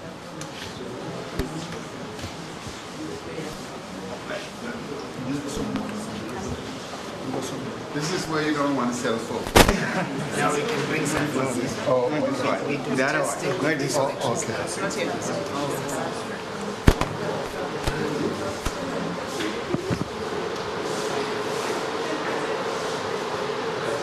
Mr. President, what an honor for you to visit our lab. Nice to meet you. Nice to meet you. So Right now, we are standing in the heart and soul of the energy storage testbed, the project that was alluded earlier by Dr. Falele. These two are the core of the lab. This is a 1,000-liter temperature chamber, which can cycle from minus 40 degrees up until 120 degrees. And this is a 32-channel battery tester. When you combine the two, you can test batteries and characterize them, like the UPS that you saw outside. We have tested it in this lab, and we are now in a phase where we can see where we can use it, and how it can be used, and how it performs in different environments. Case in point is a project that we have with the DSTI and Senedi, which is an off-grid traffic light. We'd like to ideally deploy this at a level where it can be seen to work publicly and benefit the man on the ground. So that's one of the projects that we do. When this lab was built in partnership with the Belgians and the Flemish, our counterparts on that end did a skills transfer to me and my team. And in turn, we now do skills transfer from us to young engineers, engineers in training, interns, seconded personnel. So we try and get those skills spread across, and I can safely say now a lot of them have gone into industry and have taken up quite prominent roles. We also, through the lab, we support several SMMEs through the year. One particular interesting project was a man in Pretoria developed a lithium titanate oxide battery, and he wanted to deploy it in a mine.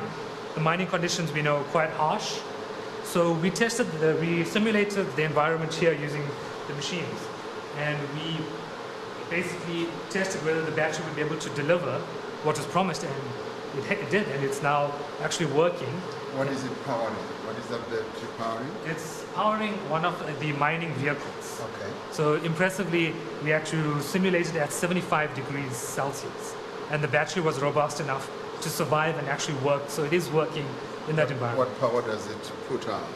I'm not sure about the power rating, but on current terms, it's 900 amps. If I were to relate that to a household, a normal medium-sized household looks between 32 and 64 amps. Yes. So 900 amps is a lot. It's massive for a battery about this size. How many kVs would that be? Okay. Yeah, I don't want to give something too inaccurate. Yeah, sure. Yeah. But it's very, very impressive for that size.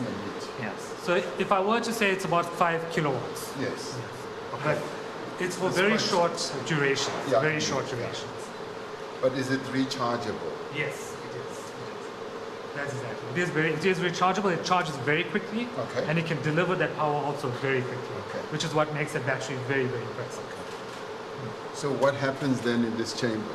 This chamber, we can basically change the temperature of the battery, and we can see the performance of the battery. From this, we know how a battery performs at different temperatures, because when it's colder, the battery, the electrolyte, the liquid in the battery itself is a bit more solid, less liquid. So there's less volatile as well. Yes, exactly that. Yes. Yes. And it performs not as good. Yes. And with lithium, we know it's also a bit volatile. So you don't want to get too hot and create an unstable environment. Yeah. But we're also trying to work with automotive industries and second life batteries.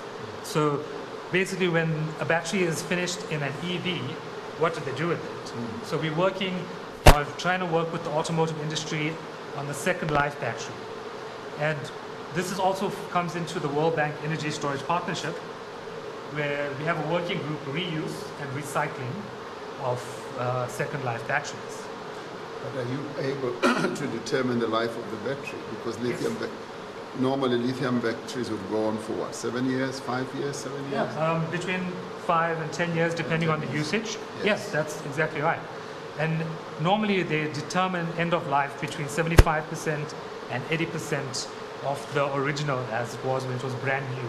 Yes. So after that, now we can test it, determine the state of the battery, the condition, and see where else we can use it, where it's not going to create a hazard. Now, on that note, we also work with SABS to create the standards, review, adopt, and basically assist. We sit on several committees with the SABS. But when this lab was envisioned, when we started the lab, the original vision was to assist in creating a policy. Because as you have seen in the past year or so, we've imported a record number of batteries, lithium batteries. And we know about the inherent danger of these. And I feel like the market is being taken advantage of. So my team, the CSIR, my colleagues, we are ready to support the nation in building this policy to close this loophole and have at least a sample of these batteries that come into the country tested so we can protect the market and our people. What are you trained as? I am an electrical engineer and I'm doing my PhD in AI integrated with lithium and second life batteries. Like me? Yes. Thank you so much, sir. Wonderful. Thank you. Very good. I appreciate Very that. impressive. Thank you. Very impressive. Thank you, sir. So is your PhD on battery storage? Yes, sir. Or an aspect of it? It's particularly, if you go down to the nitty-gritty, I want to integrate AI into how best we can use the previous data to project the future use of the battery. So we get the most out of it before we can actually go to the recycling. So we get more money, more power out from what we've put in. Very impressive. Thank you, sir. So when do you finish? I'm finishing next year. Thank you, sir. Okay. Yeah, more.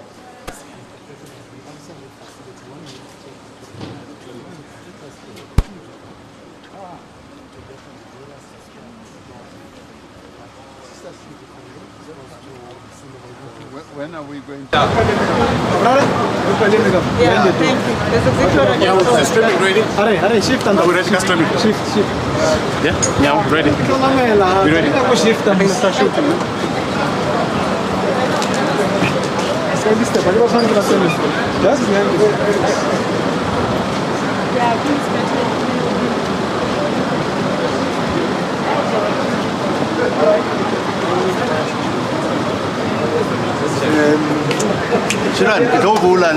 If you have one.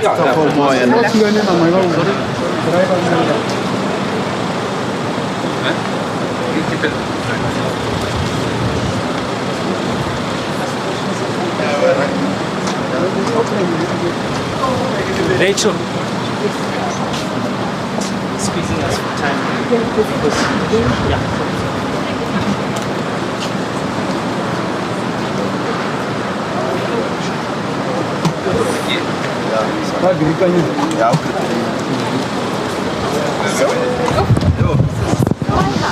Chief, you can get the best shot standing here so that they have access. Dry run. Yeah, sure.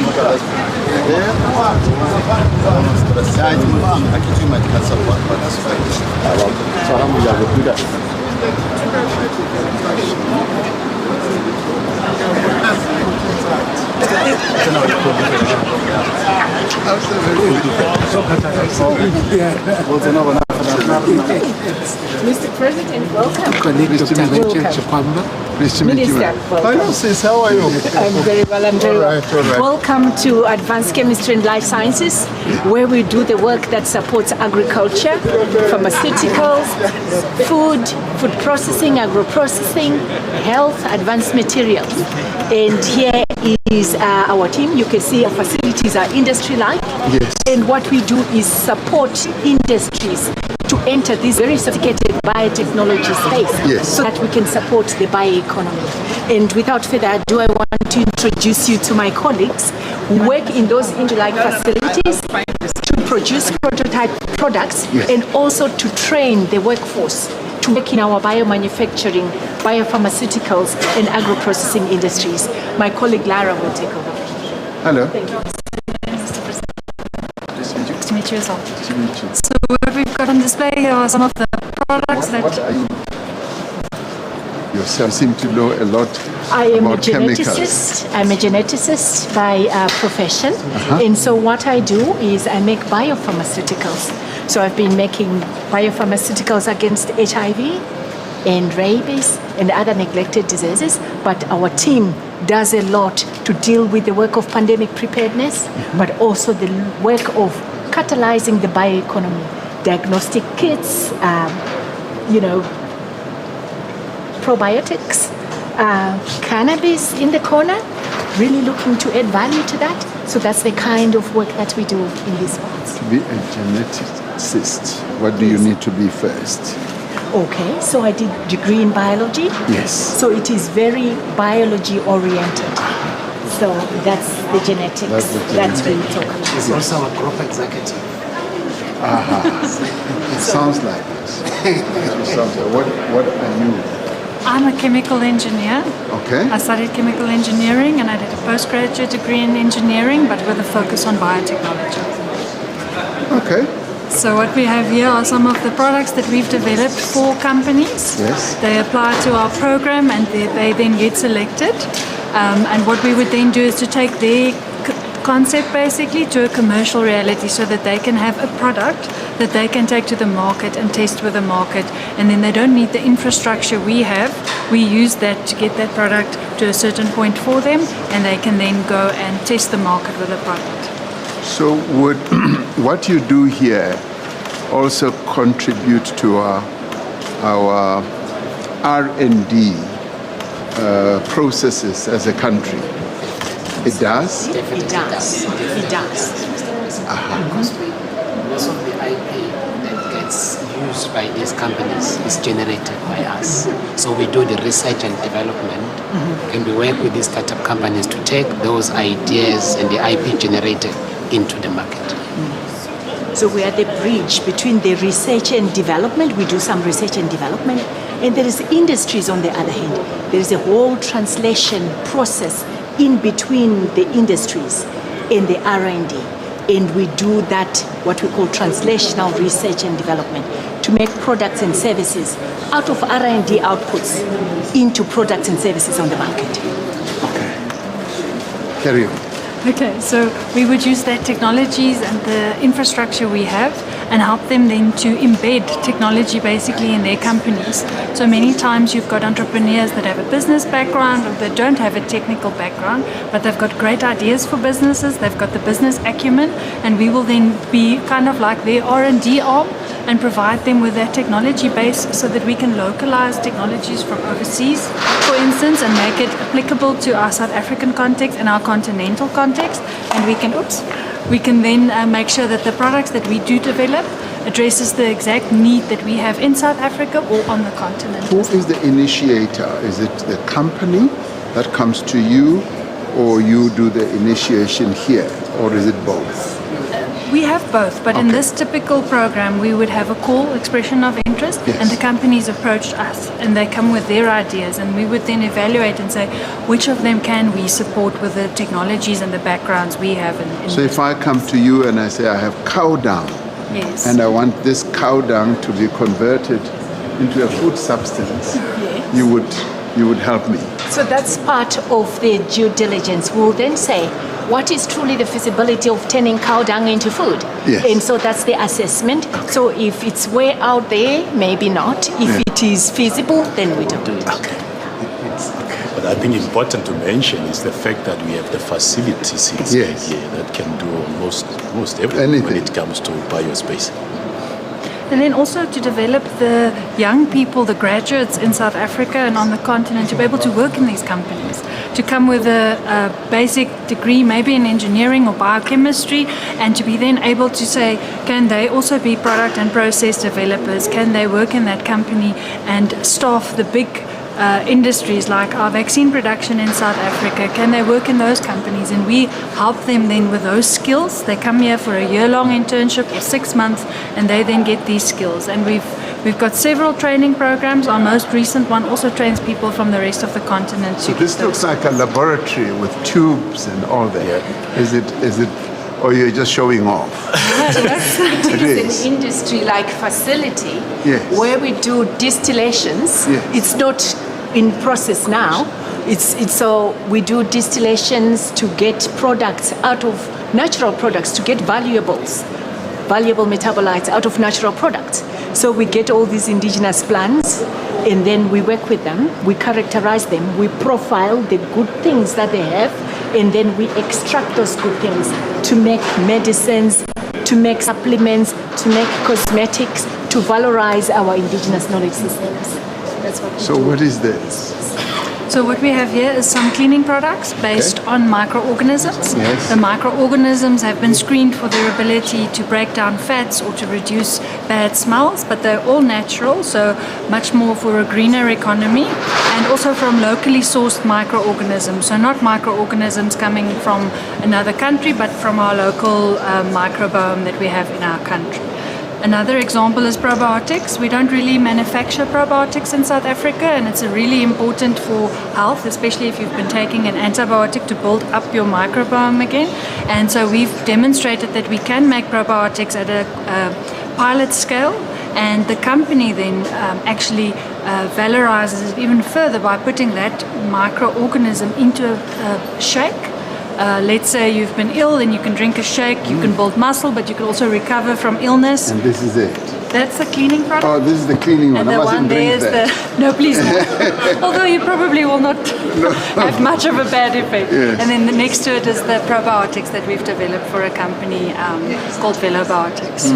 We also have some products that are in the agricultural space. So you can think biocontrol, fixating of nitrogen and good things in the soils as Yes, well. indeed. You can use microorganisms to do that instead of chemicals, and we can do that locally here in South Africa. And we've done many field trials as well, and these products are very efficacious in controlling other growths or insects and things like that. What are these pellets? This is fish food. Yes, so you can also use microorganisms. You can produce them at very large volumes. They are renewable, and you can then produce many food supplements, and in this case they're formulated to fish feed.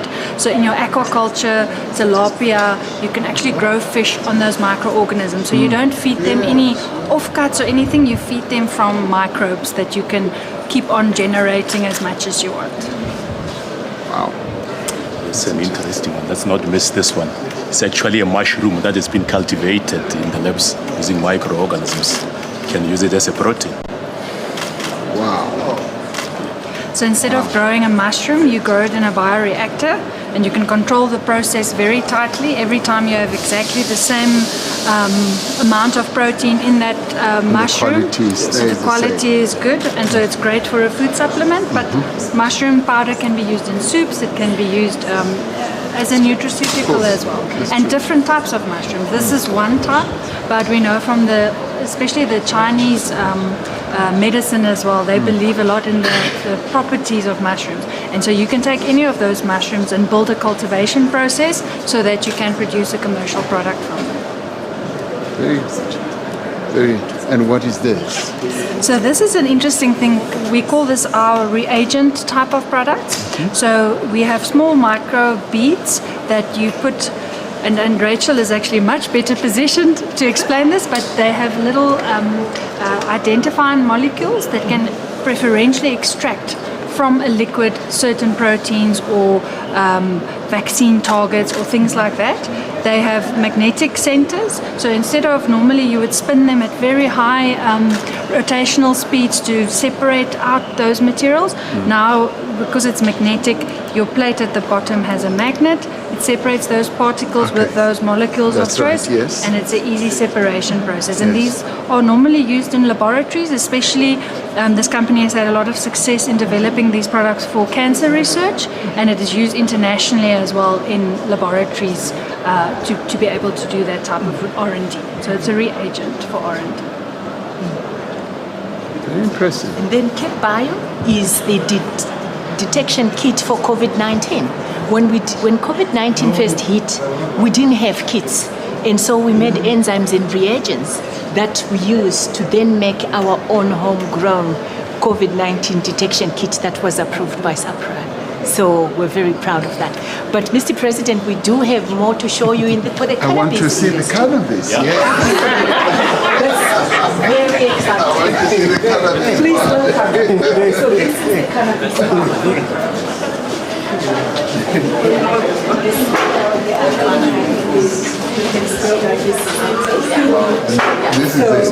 You're welcome. And what we do here is to support this industry by really developing value-added products on cannabis. My God. So that we can actually generate the value out of this crop. And allow me to hand you over to the team that works here. Pateka, please. Thank you, Dr. Chikwamba. Good afternoon, Mr. President. How are you? Fine, thanks, and you? Very well. My name is Patega Nzotoi. I'm a senior researcher here at the CSIR. The cluster is Advanced Agriculture and Food. My colleague Dumiso Ndovu is our senior researcher. And Skumbuzo Nguna is our technologist. And welcome to our cannabis research facility. Some background, we participated in the development of the cannabis master plan. Coming out of those discussions was that we received funding support, and I must thank the DSTI on this one, because a big portion came from the DSTI. DSTI, Small Business Development, and also the Gauteng Department of Rural Development and Agriculture. They provided us with funding support where we incubated 23 enterprises in the cannabis sector, and the idea was that we assisted them to introduce these quality and regulatory compliant cannabis-infused products in the market. So we're talking about local markets, regional markets, and also international markets. August 2023, we participated in the Hemp and Cannabis Pakisa on invite by the President. And the big take home out of those discussions was like we needed to make our programs more inclusive. And as such, the directive again from our parent department, DSTI, was that we needed to ensure that there's participation of rural communities, Rastafarian communities, women in particular in our programs. And as phase 2 of this program, right across the 9 provinces of South Africa, we are incubating 18 communities participating in the cannabis space. So these are some of the products that we've developed. By communities, what do you mean? How many people would be involved? Yes, so just a sample. Yes, so in a community, we're talking about 15 people that will be involved in... Who are farming with cannabis? Absolutely, yes. We're involved in the farming of cannabis and cultivation and... Where? Pondoland, we've been to Lusikisiki, we've been to Flagstaff, Limpopo, we've been to Songozi, the Promised Land, Okahlamba in KZN, right across the 9 provinces. The real McCoy. So those are our communities that we're trying to assist, and we also would like for them to have, these products where we've added value and they can trade in the market. Okay. So this is it. This is the stuff. Yes. So we receive it. Yes, President, go ahead. We receive it. So this is. Yes, it is. So yes. So we receive it like that, as a flower, and we conduct some pre-processing. And it's good to describe it like that, as a flower. Yes. And we were going to do a little demonstration. Poland here is our young graduate. Is he the one who tests it? No. He does the science. So he's got all the gadgets to do a 1-minute demonstration in terms of how we load it and the equipment, and a little bit of background about our supercritical CO2 fluid extraction equipment. Okay, I'm happy to see. I'd like to see, yes? We have to go. Okay, we have to go. Okay. Oh, wow. And it smells like that. Again, so this is the system that we use. It's called the supercritical fluid extractor. So this system is primarily designed to be chemical-free and solvent-free. So what it uses is a carbon dioxide. So we take the plant material, put it in this bag after it's been crushed, and then we load it into the system. And once that is done, we isolate and we pump pressure between 100 to 210 bar. And then once that is done, the system is fully automated. So it would use carbon dioxide and convert it into liquid. And then that liquid is the one that is going to absorb the oil from the buds. And then once that is done, the system runs for something like 2 hours, and then you get a gold oil at the end of the process. So this is the oil that is going to be used to be formulated into these products, your cosmetics, medical products, as well as skincare products. Yes. All from Daha. Yes, it comes in green, it goes out gold. Wow. Yeah. So this is specially designed just to do all this. Yes, so the system here is where you control it, and then the unit behind us here, it has extractor vessels that can accumulate high pressure. And then that high pressure is the one that is assisting us to get the clean extract, which... So how many kilograms would this be? So this ideally packs up about 1.5 kg to 2 kg. So to produce this amount, how many kgs would you need? So initially you would need something a minimum of 5 kg. Okay. And per day we can process something like 13 kgs. Okay. Yes. To produce that? Yes. So once you've done that, I mean, does it go with quality? Does the one from, say, Bondoland compare with the same one from Mukashamba or from, you said Songozi? Yes. Does it? Yes, so ideally what happened is... Yes. Wow, I know that place. Yeah. So I'll go there now. They know us, Mr. President. They know you. So, yeah. So what happens since it's cannabis, what it does is classified as weed. It absorbs whatever it finds in the ground. So that's how you can then define variety of these cannabis. So it absorbs any mineral that it gets? Yes. Does it need to be fertilized by those farmers? Yes, Does it need to be taken care of and fertilized and grown properly and all that? Yes. Okay. Definitely. Yes. So when we define per hectare, how much would you produce? Would you have an idea?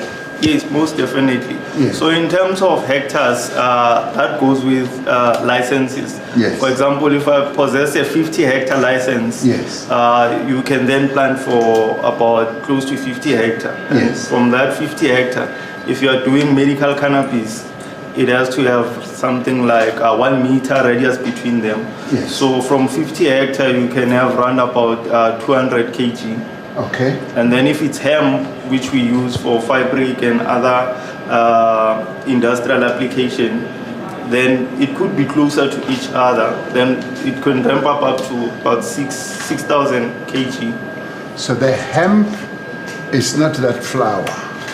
So it's two of them. You have your cannabis, yes, which when you smoke you get high, yes, and then you have your hemp, yes. They look the same, but cannabis, it's a bush, doesn't grow tall. Yes. Then you have hemp, which grows taller. Yes. If you smoke it, you won't get high, but then you get the medicinal benefits. From smoking it? Yes. Haibu. So the two, they are more like a brother and a sister. So where is either one of them grown most in the country? So in our region, Cape, what is grown? It's mainly cannabis, the one that gets the you one high. that gets you high. And then in Cape Town, it's mainly hemp because of the atmosphere. And then in Okasham and KZN, what do they get? So they do our land raise, which is cannabis, the one you smoke. Yes, that's right. Yeah. And in Songozi, what do they get? Also cannabis or hemp? Yes. Yeah, inside.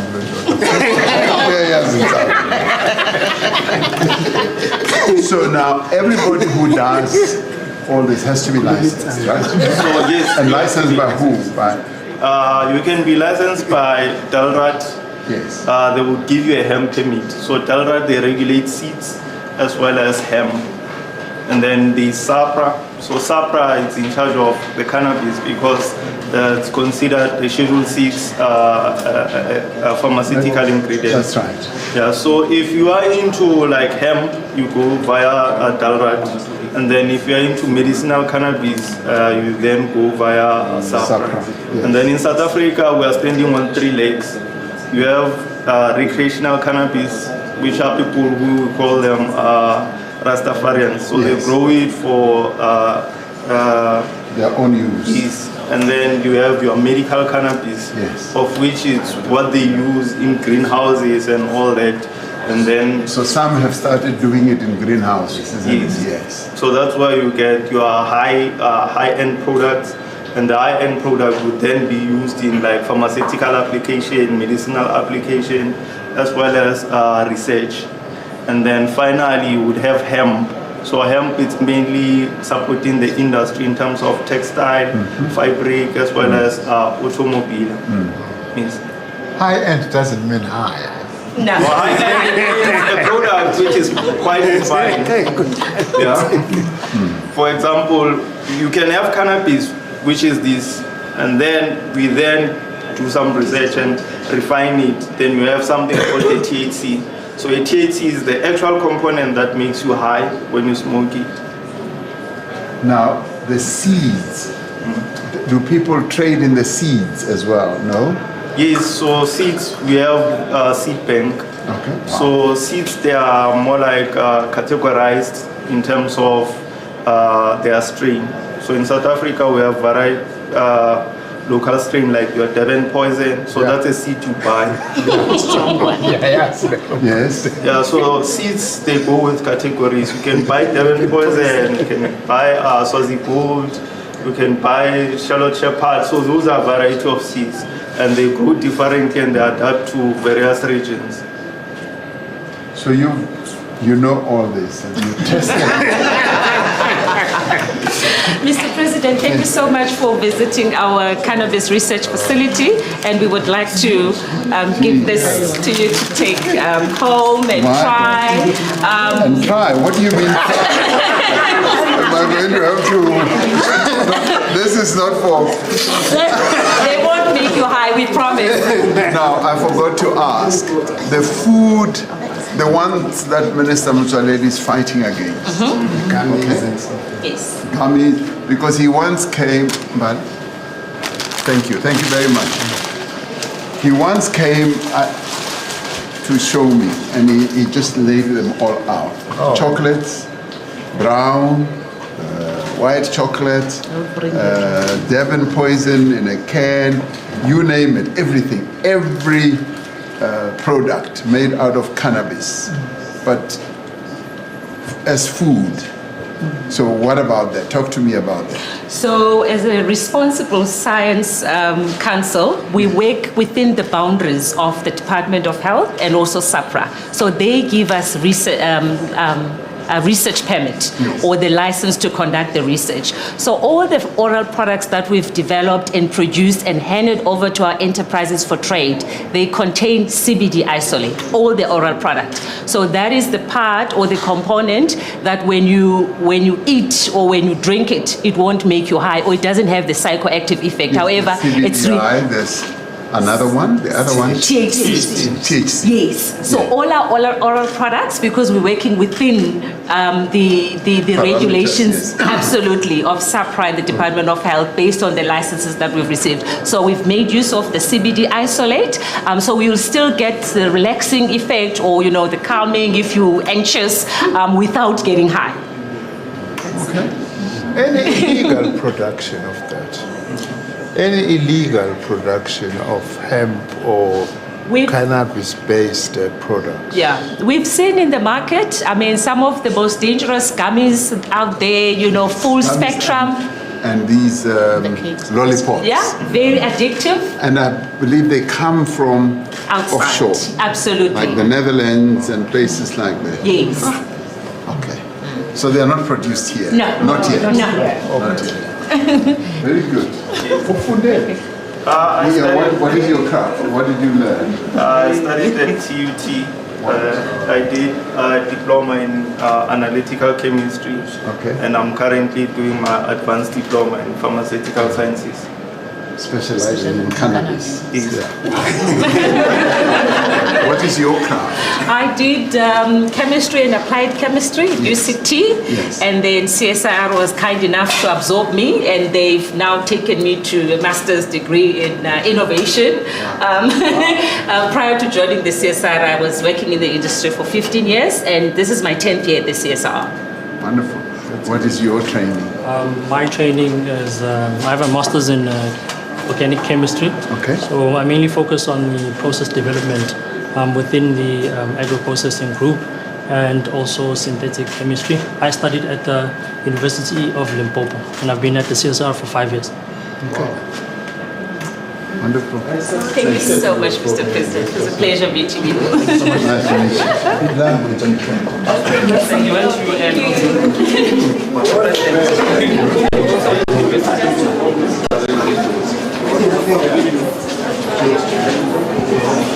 But they wouldn't allow me to finish. They arrested me, and they wouldn't allow me. Brother.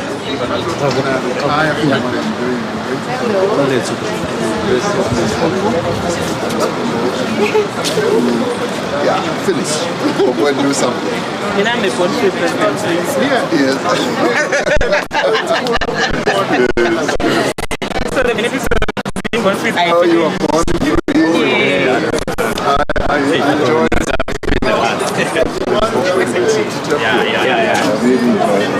Those were the best years of my existence, I would say. Just your pledge.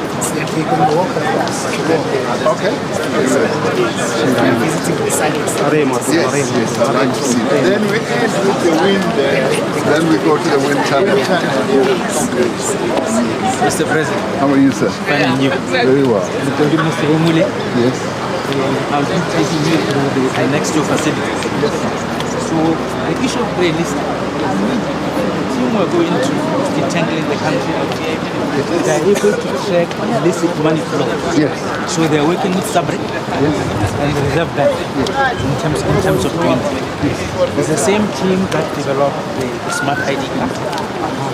They support the police in terms of investigating cyber crimes.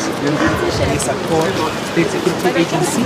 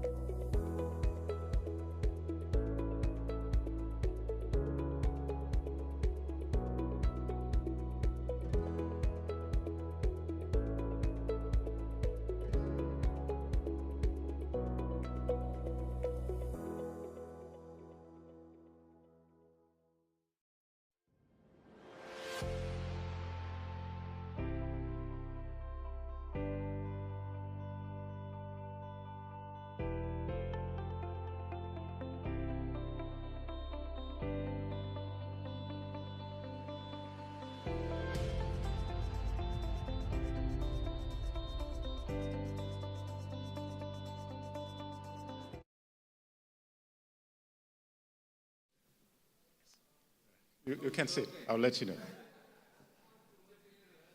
Thank you.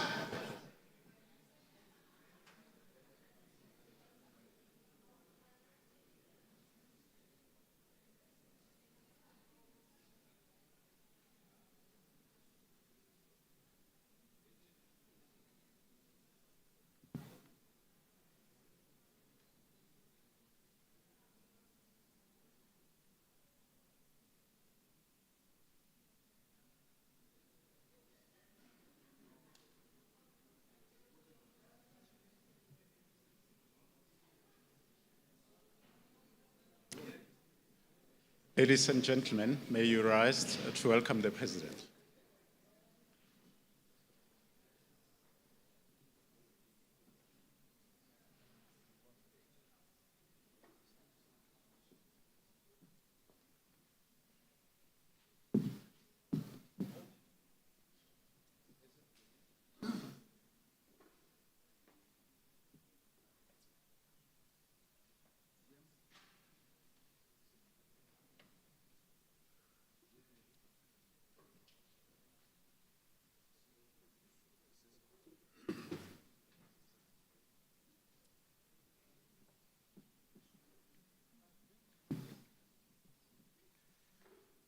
Okay, you may be seated, ladies and gentlemen.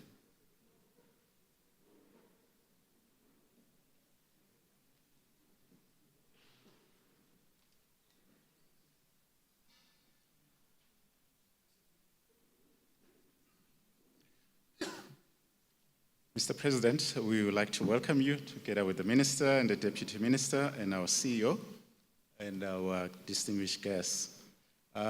As we are approaching the end of our program, I would like to thank you for your being with us up to this far. And I would like to, without any waste of time, given the time constraints that we're faced with, like to invite our Minister of Science and Technology and Innovation, Professor Blaine Zimande, to deliver his remarks. Thank you.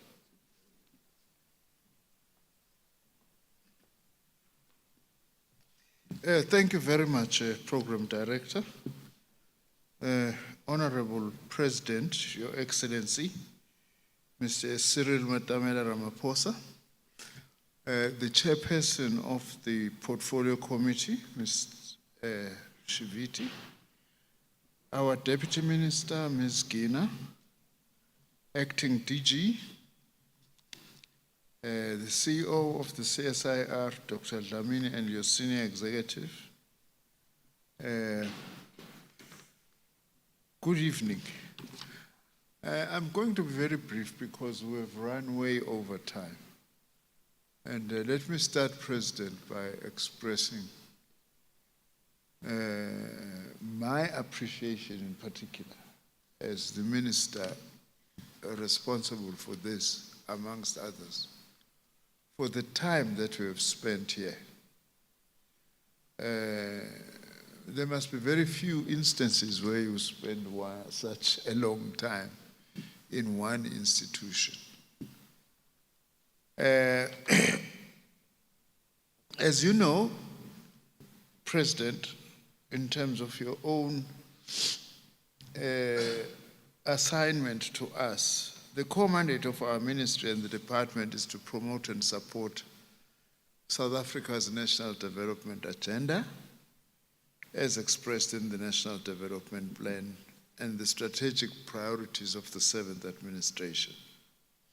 We play this role through the National System of Innovation, whose central task is to develop and optimally direct the tools of science, technology, and innovation in order to achieve our transformation objectives. President, since the start of the 7th administration, we've come up with a new mantra for this department, that our critical task is to place or put science, technology, and innovation at the center of government, education, industry, and society. Related to that, President, we've now been also saying, since the 6th administration, we have added innovation as a critical challenge and task of this department.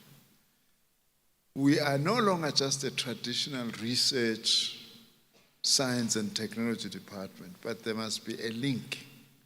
And the CSIR is one of those entities that are very central in realizing the I in the DSTI, the innovation. As I have said before, President, you know this, I don't need to tell you this, that without investment in science and in our science institutions, we are not going to make the kind of progress that we need to make. The capacity in this institution is enormous. That is why also I was pointing all the time when they say DSTI is funding, DSTI is funding. I don't want to abuse this platform, President, but just to say, with only 9 billion rands, by the way, as our total budget, with only 9. But we try and take this little money and put it here and there. Of course, we are not sitting back, because one of the things I've said to the CSIR, and they have realized that with their company, is to say, let's form partnerships, because partnerships are very critical. One of the tasks I've assigned the Deputy Minister is a relationship with the industry and our department across the board, because that is very important. Now, the CEO has said the CSIR is a huge national asset. I'm very pleased, President, that today we have actually experienced firsthand the capacity of this institution. Let me just say this one thing, by the way. The immediate past Minister of Science and Technology from China, when he was attending, was it the BRICS meeting? BRICS Ministers of Science, which I was convening. He arrived early in South Africa before that meeting and said, I'm arriving early because I want to go to the CSIR. That's all he was interested in. Then I began to say, well, I'm sure the Chinese, there is something that they're actually seeing in the CSIR. We are indeed working very closely with the Chinese on a number of things. What I hope, therefore, President, is that we can focus during this 7th administration to really build robust technological base, to deepen and expand the industrial and social footprint of the CSIR. I believe we are well on our way on this central task, and your visit here is a huge boost to what we want to achieve in realizing our mantra, because you have assisted us in giving the kind of priority that an institution like the CSIR needs. And I've also promised, President, as you had said, following your visit, I'll come with a CAB memo that will focus for now just on the CSIR and its capabilities and what it's able to do, so that we can proudly say, with this we can secure our own national sovereignty, which is so critical now in the light of geopolitics at this point in time, and in the light of what is happening in the United States. Sovereignty now is really the main thing that we need to achieve as a country. And with the CSIR, there is a lot that we can do. I just thought I must say those words, President. Ngibonge kakhulu. Thank you very much to you for having come here. I am now, who knows Kasongo? The war talk, you know, I now feel like Kasongo, that after this President, I'm going to be running at 160 kilometers per hour. to make sure that we advance science technology at the center of our economic development. Thank you very much.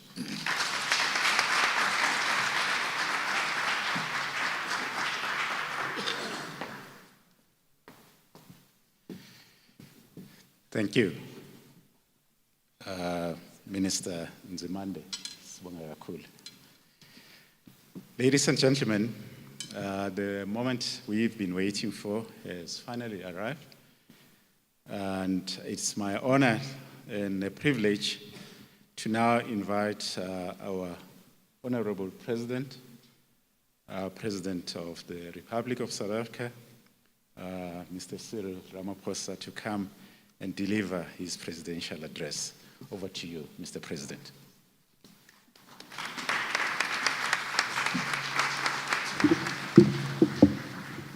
Thank you. Let's be seated, please. Thank you.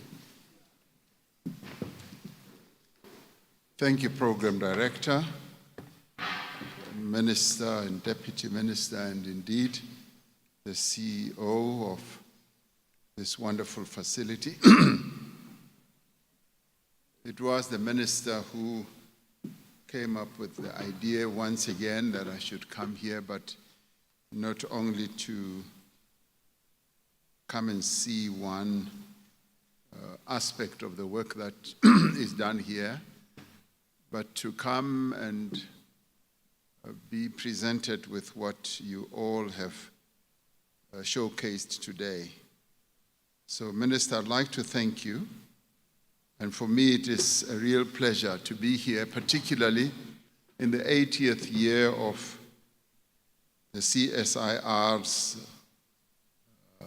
establishment, which is 80 years of innovation, advancement, as well as progress. Now, over many decades, the CSIR has been known to be a center, a council of developing groundbreaking technologies, as well as solutions. Now, I've had the privilege in the past of seeing your capability, but I'd like to say today you really blew my mind in more ways than one. And I'd like to applaud you for what you do here. It's truly excellent.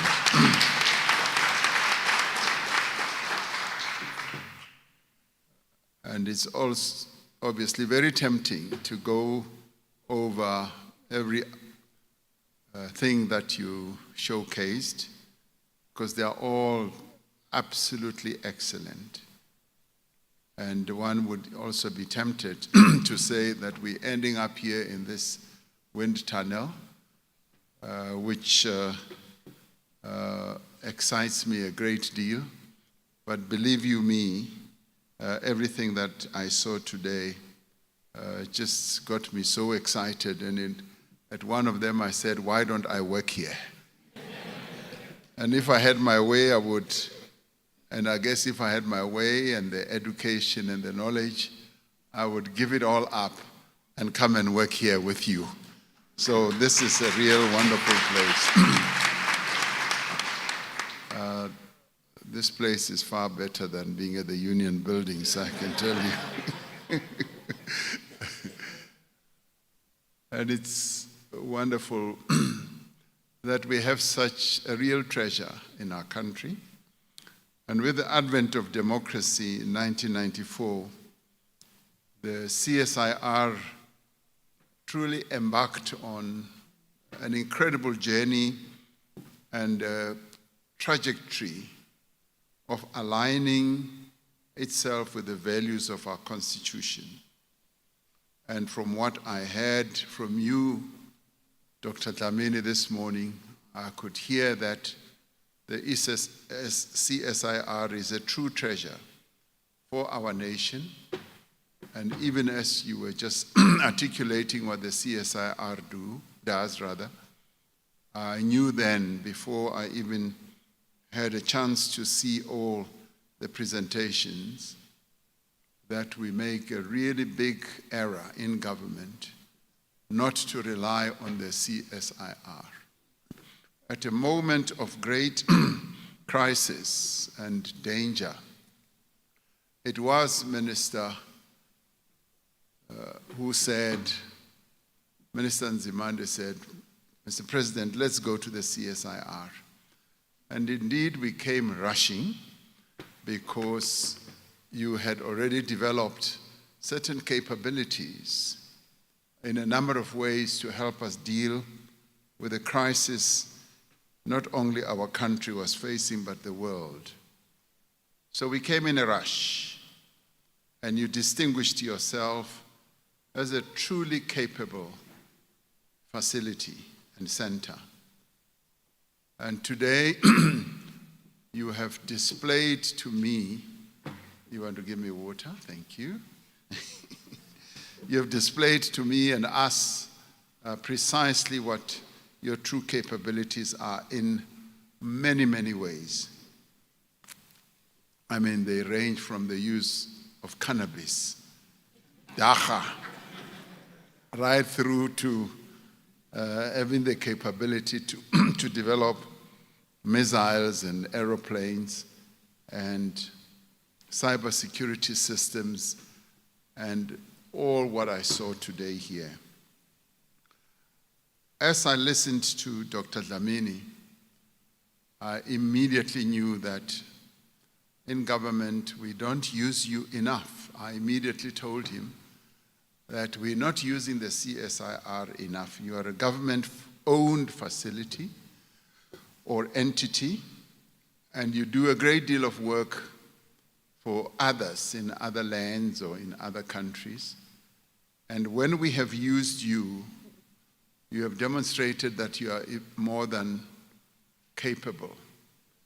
And to have a facility like this, where we are now, as the only facility in the Southern Hemisphere, which, as you say, Minister Nzimande, some people come from other countries and all they are interested in is to come to the CSIR.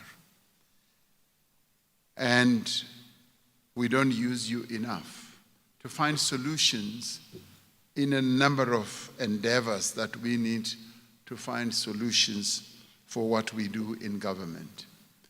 I'm rather glad, though, that you do work with the private sector and a number of our companies, and you also do work with the small, medium enterprises in our country. And it's pleasing to know that you possibly are the only facility like this on the whole African continent, which means that you can have continental reach. And indeed, some of the work that you do, for instance, on our oceans, is beginning to spread to a number of countries beyond our 3,200-kilometer ocean surrounds, and you're beginning to help other countries beyond. And this is pleasing. And this is something that I said to Minister, is not much known. And it is to this end that I said, and I'm happy that the DG of our government is here, and she's also moonlights as the cabinet secretary. I said that we're going to have a special cabinet session where we will have you come, CEO, and with whoever you want to come with, to come and outline and display precisely what you do. So already you have earned an appointment with the Cabinet of the Republic of South Africa. I do honestly want, Minister, this to be one of the very first that will come and showcase. I have been saying in government circles that I'd like us in our cabinet architecture to start including displays or presentations, not only of cabinet memos where we need to be taking decisions, but where we also need to listen to what a number of our people do. And I can't think of a clever, I almost called you a bunch, but I can't think of a group of clever people like yourselves who can come and tell us what you do. And also give us insights of how we can use you. Because today I've been exposed to many of you and all of you, and I kept asking. And I am inquisitive and I probe. I kept asking, what is your craft? What is your qualification? Where did you qualify? And all of you were able to interface with us. You were able to really blow our minds about your knowledge base, the depth of your experience, and your expertise. And this is what I applaud. We've got engineers here, we've got geneticists, we've got a whole range of you here who are working in this center and who are prepared to serve the government and the people of South Africa. I particularly liked your presentation, Dr. Dlamini, when you said you want to increase the capability of the state. And I can't think of a better way of state capability enabling and increase other than through science, technology, and innovation in the way that you are able to do for us. And I would say, I keep saying to my colleagues, I have kind of declared war on outsourcing. I try in everything that one is able to do in government to say, let us limit outsourcing what we need to do ourselves in government.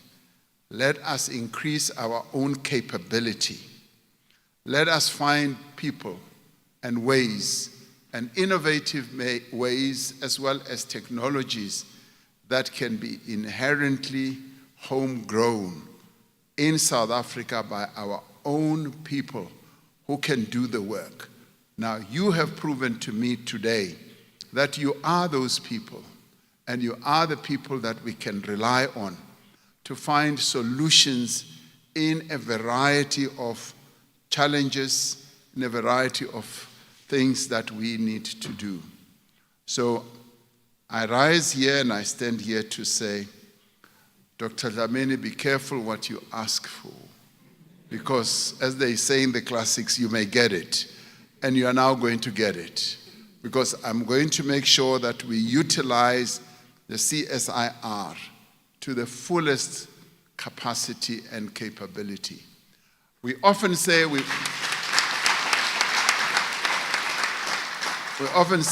must go and what do you call it, DG tender and all that.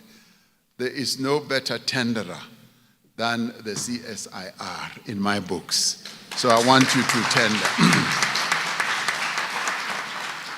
I mean, why would I leave you here and go and ask someone else in the UK, in the US, or wherever, to come and do work that you are fully capable of doing?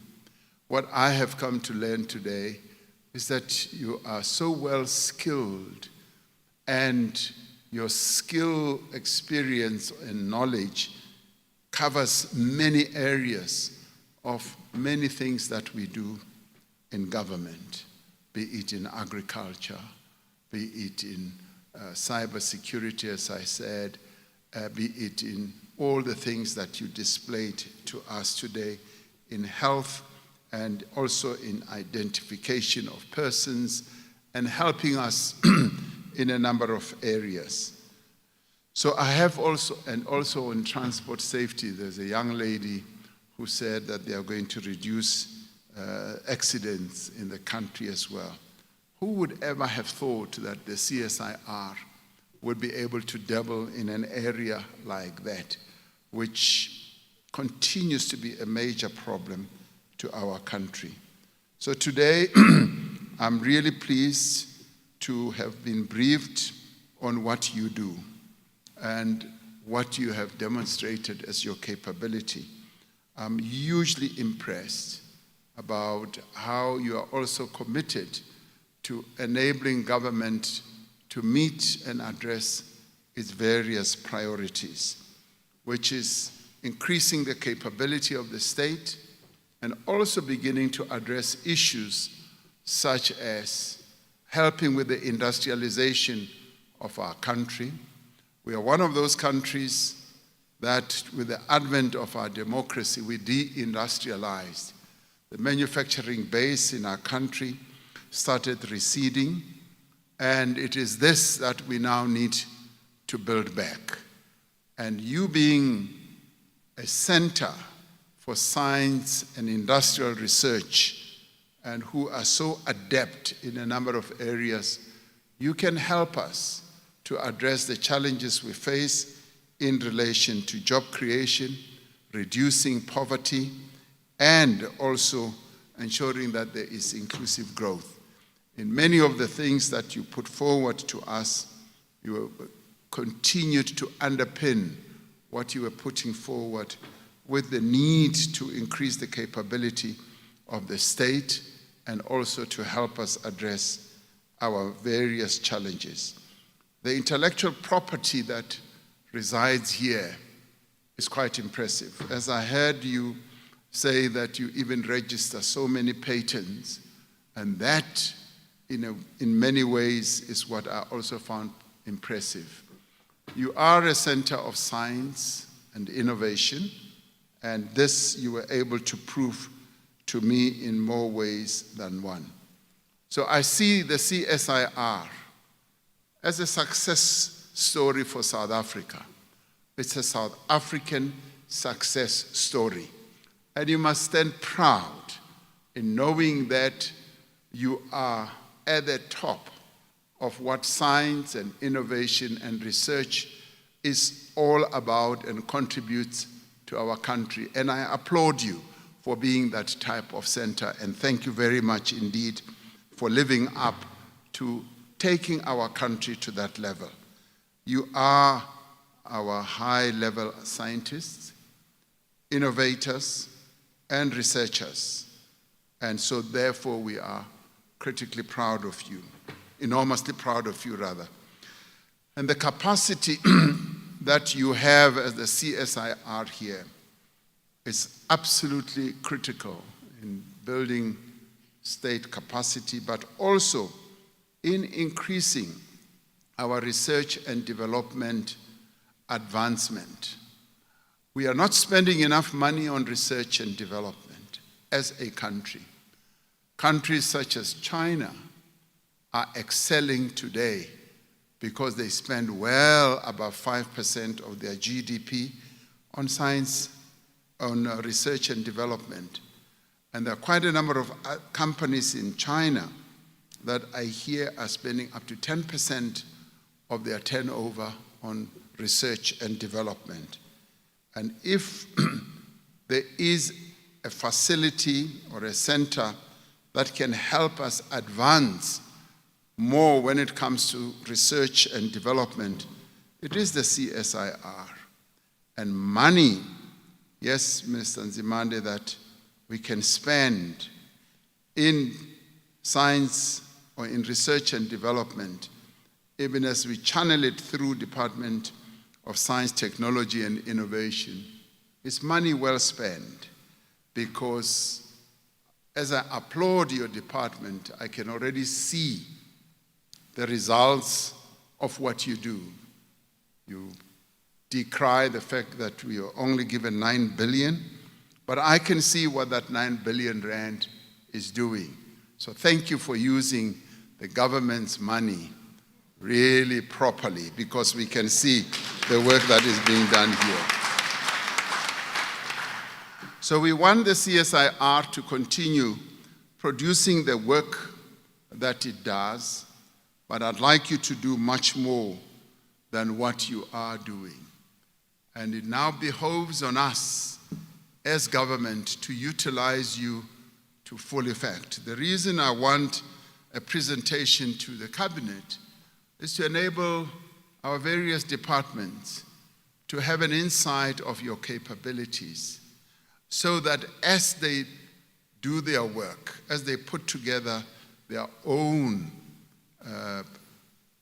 plans of action, And as they begin to embark on a number of interventions, their first port of call should be the CSIR, rather than to run off to some entity way outside government, which will cost us a lot of money. One of the displays that we were shown about cybersecurity was the gadget that was developed here, which costs so much less than what you would get if you were to obtain it in the private sector or through other companies. That just goes to show that you can produce work, you can get things done cost effectively because you are state-owned and because you are committed to advancing the capabilities of the state. So we make a mistake by not utilizing you effectively. But I want to see that changing from today so that we use you to good effect and stretch your intellectual capabilities and your own limits. So not that you are not working hard, but I want you to work harder than what you are now. So be careful what you have asked for. You're now going to get it. You're going to be expected to work a lot more harder than what you are. But I applaud you and want to thank you for your continued service as people who are so well versed in what you do, as intellectuals, as professionals, as well-trained people who could go and work anywhere in industry, anywhere in the world, that you remain committed to a government entity like this one. So I thank you and I wish you the very best as we continue working together.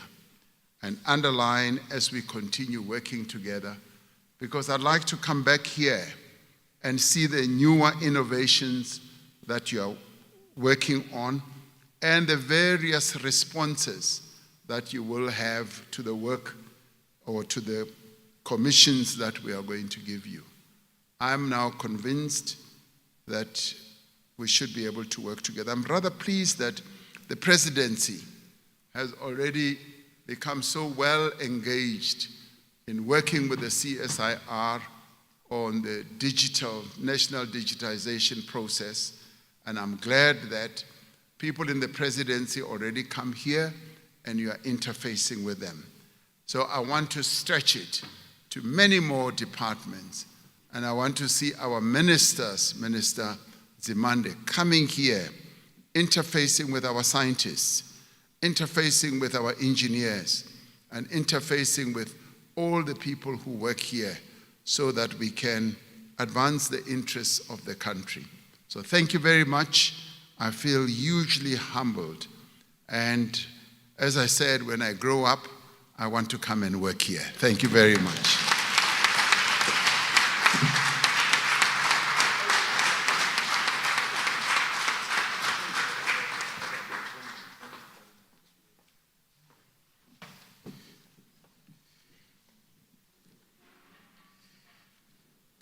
Thank you, Mr. President, for those words of encouragement and appreciation to the CSR and the work that we do here. On our side, we're very grateful that you could find time to be with us today. Let me now hand over to our Deputy Minister, Gina, who's going to be giving us a vote of thanks. Thank you. Thank you very much. Let me greet our Honorable President. Greetings to you, Minister. Greetings to you, CEO, the man of the match today.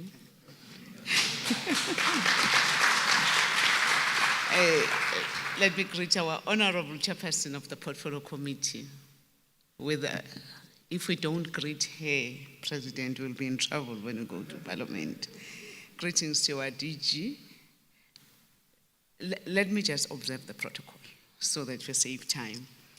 President, standing here on behalf of the ministry, on behalf of the CSIR, on behalf of everyone, when we talk science in our country, when we talk the public science system, I'm here to express how happy, how appreciative, how excited we are for you coming here today. You know, seated here, President, looking at your audience here, I think it's one of those few days that I can see the smiles that I'm seeing today, because everyone is excited. Everyone is, you gave us that confidence as to say what is being done, especially here. It's right for the country, and I think from today onwards, really, your visit is going to add even more energy to what has been done here. From what our minister has just said, when he said, as the department, we are placing science, technology, and innovation at the center of government, education, industry, and society. And President, you have re-emphasized on that from what we have seen today. So we are really committed as this department and all our entities to do that. You talked to the issue of bringing solutions that our society, our country is faced with. That is the commitment that we are saying we are committed, President. You were addressing this morning, and we heard you in the address that we are having just today, before you came here. There was a challenge that we were talking about on digitalization. How can we digitize so that the department we're in can work even smarter and quicker? As we're addressing, I just said to myself, exactly, the President is coming to us and he's talking directly to what he's going to find in our department, and those are the solutions that we are saying we can bring to the nation. So thank you very much, President. The innovation and the building of new technologies, technological prototypes are the cornerstone of the modern economy. CSIR is one of the locomotive engines for the economy of the future, and you have seen that for yourself.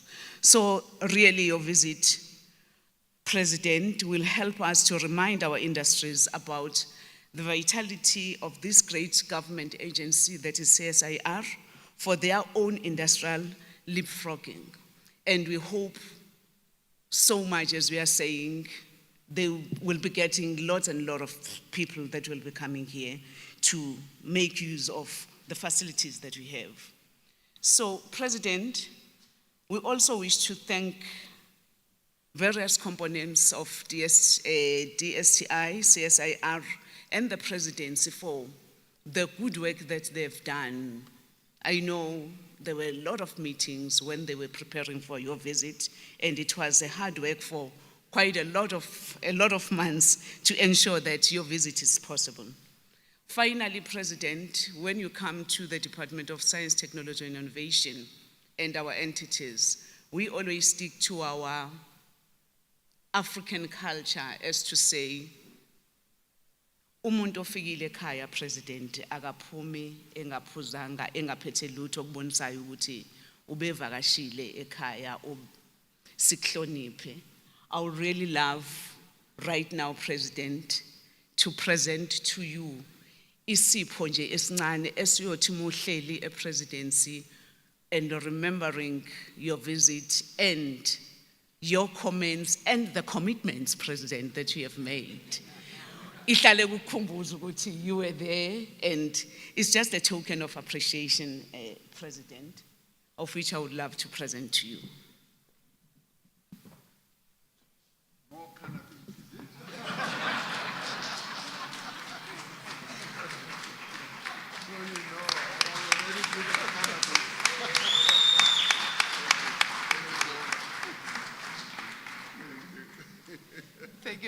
Thank you very much, President. And I was told that my minister, can you also stand up? I need to present to you. I know you've also been running around. Hey, President, we can write, all of us, we can write a book as to say how our minister was preparing for your visit.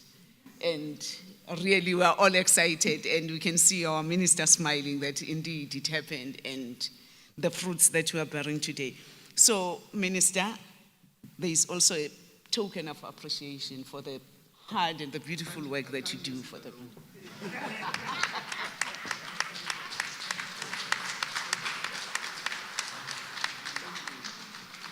Thank you very much.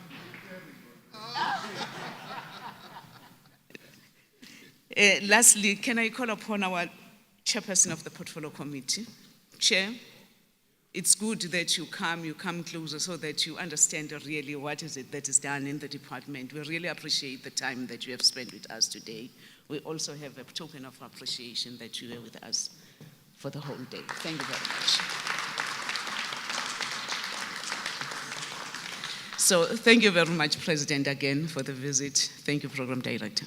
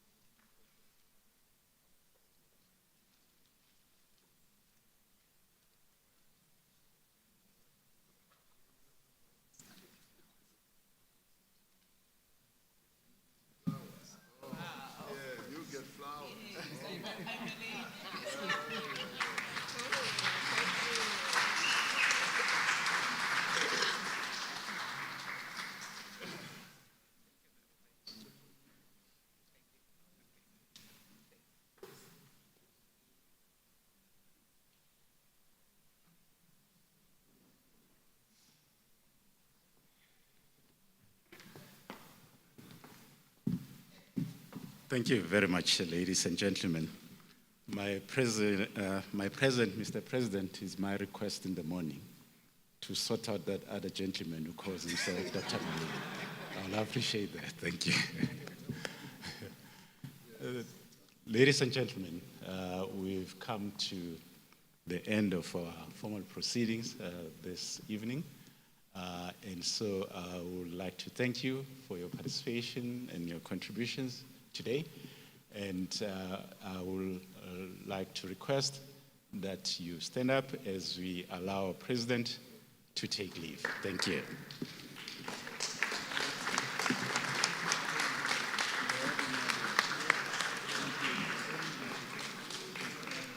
Thank you. You do it very well.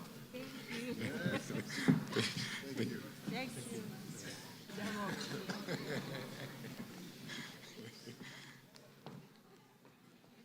Okay.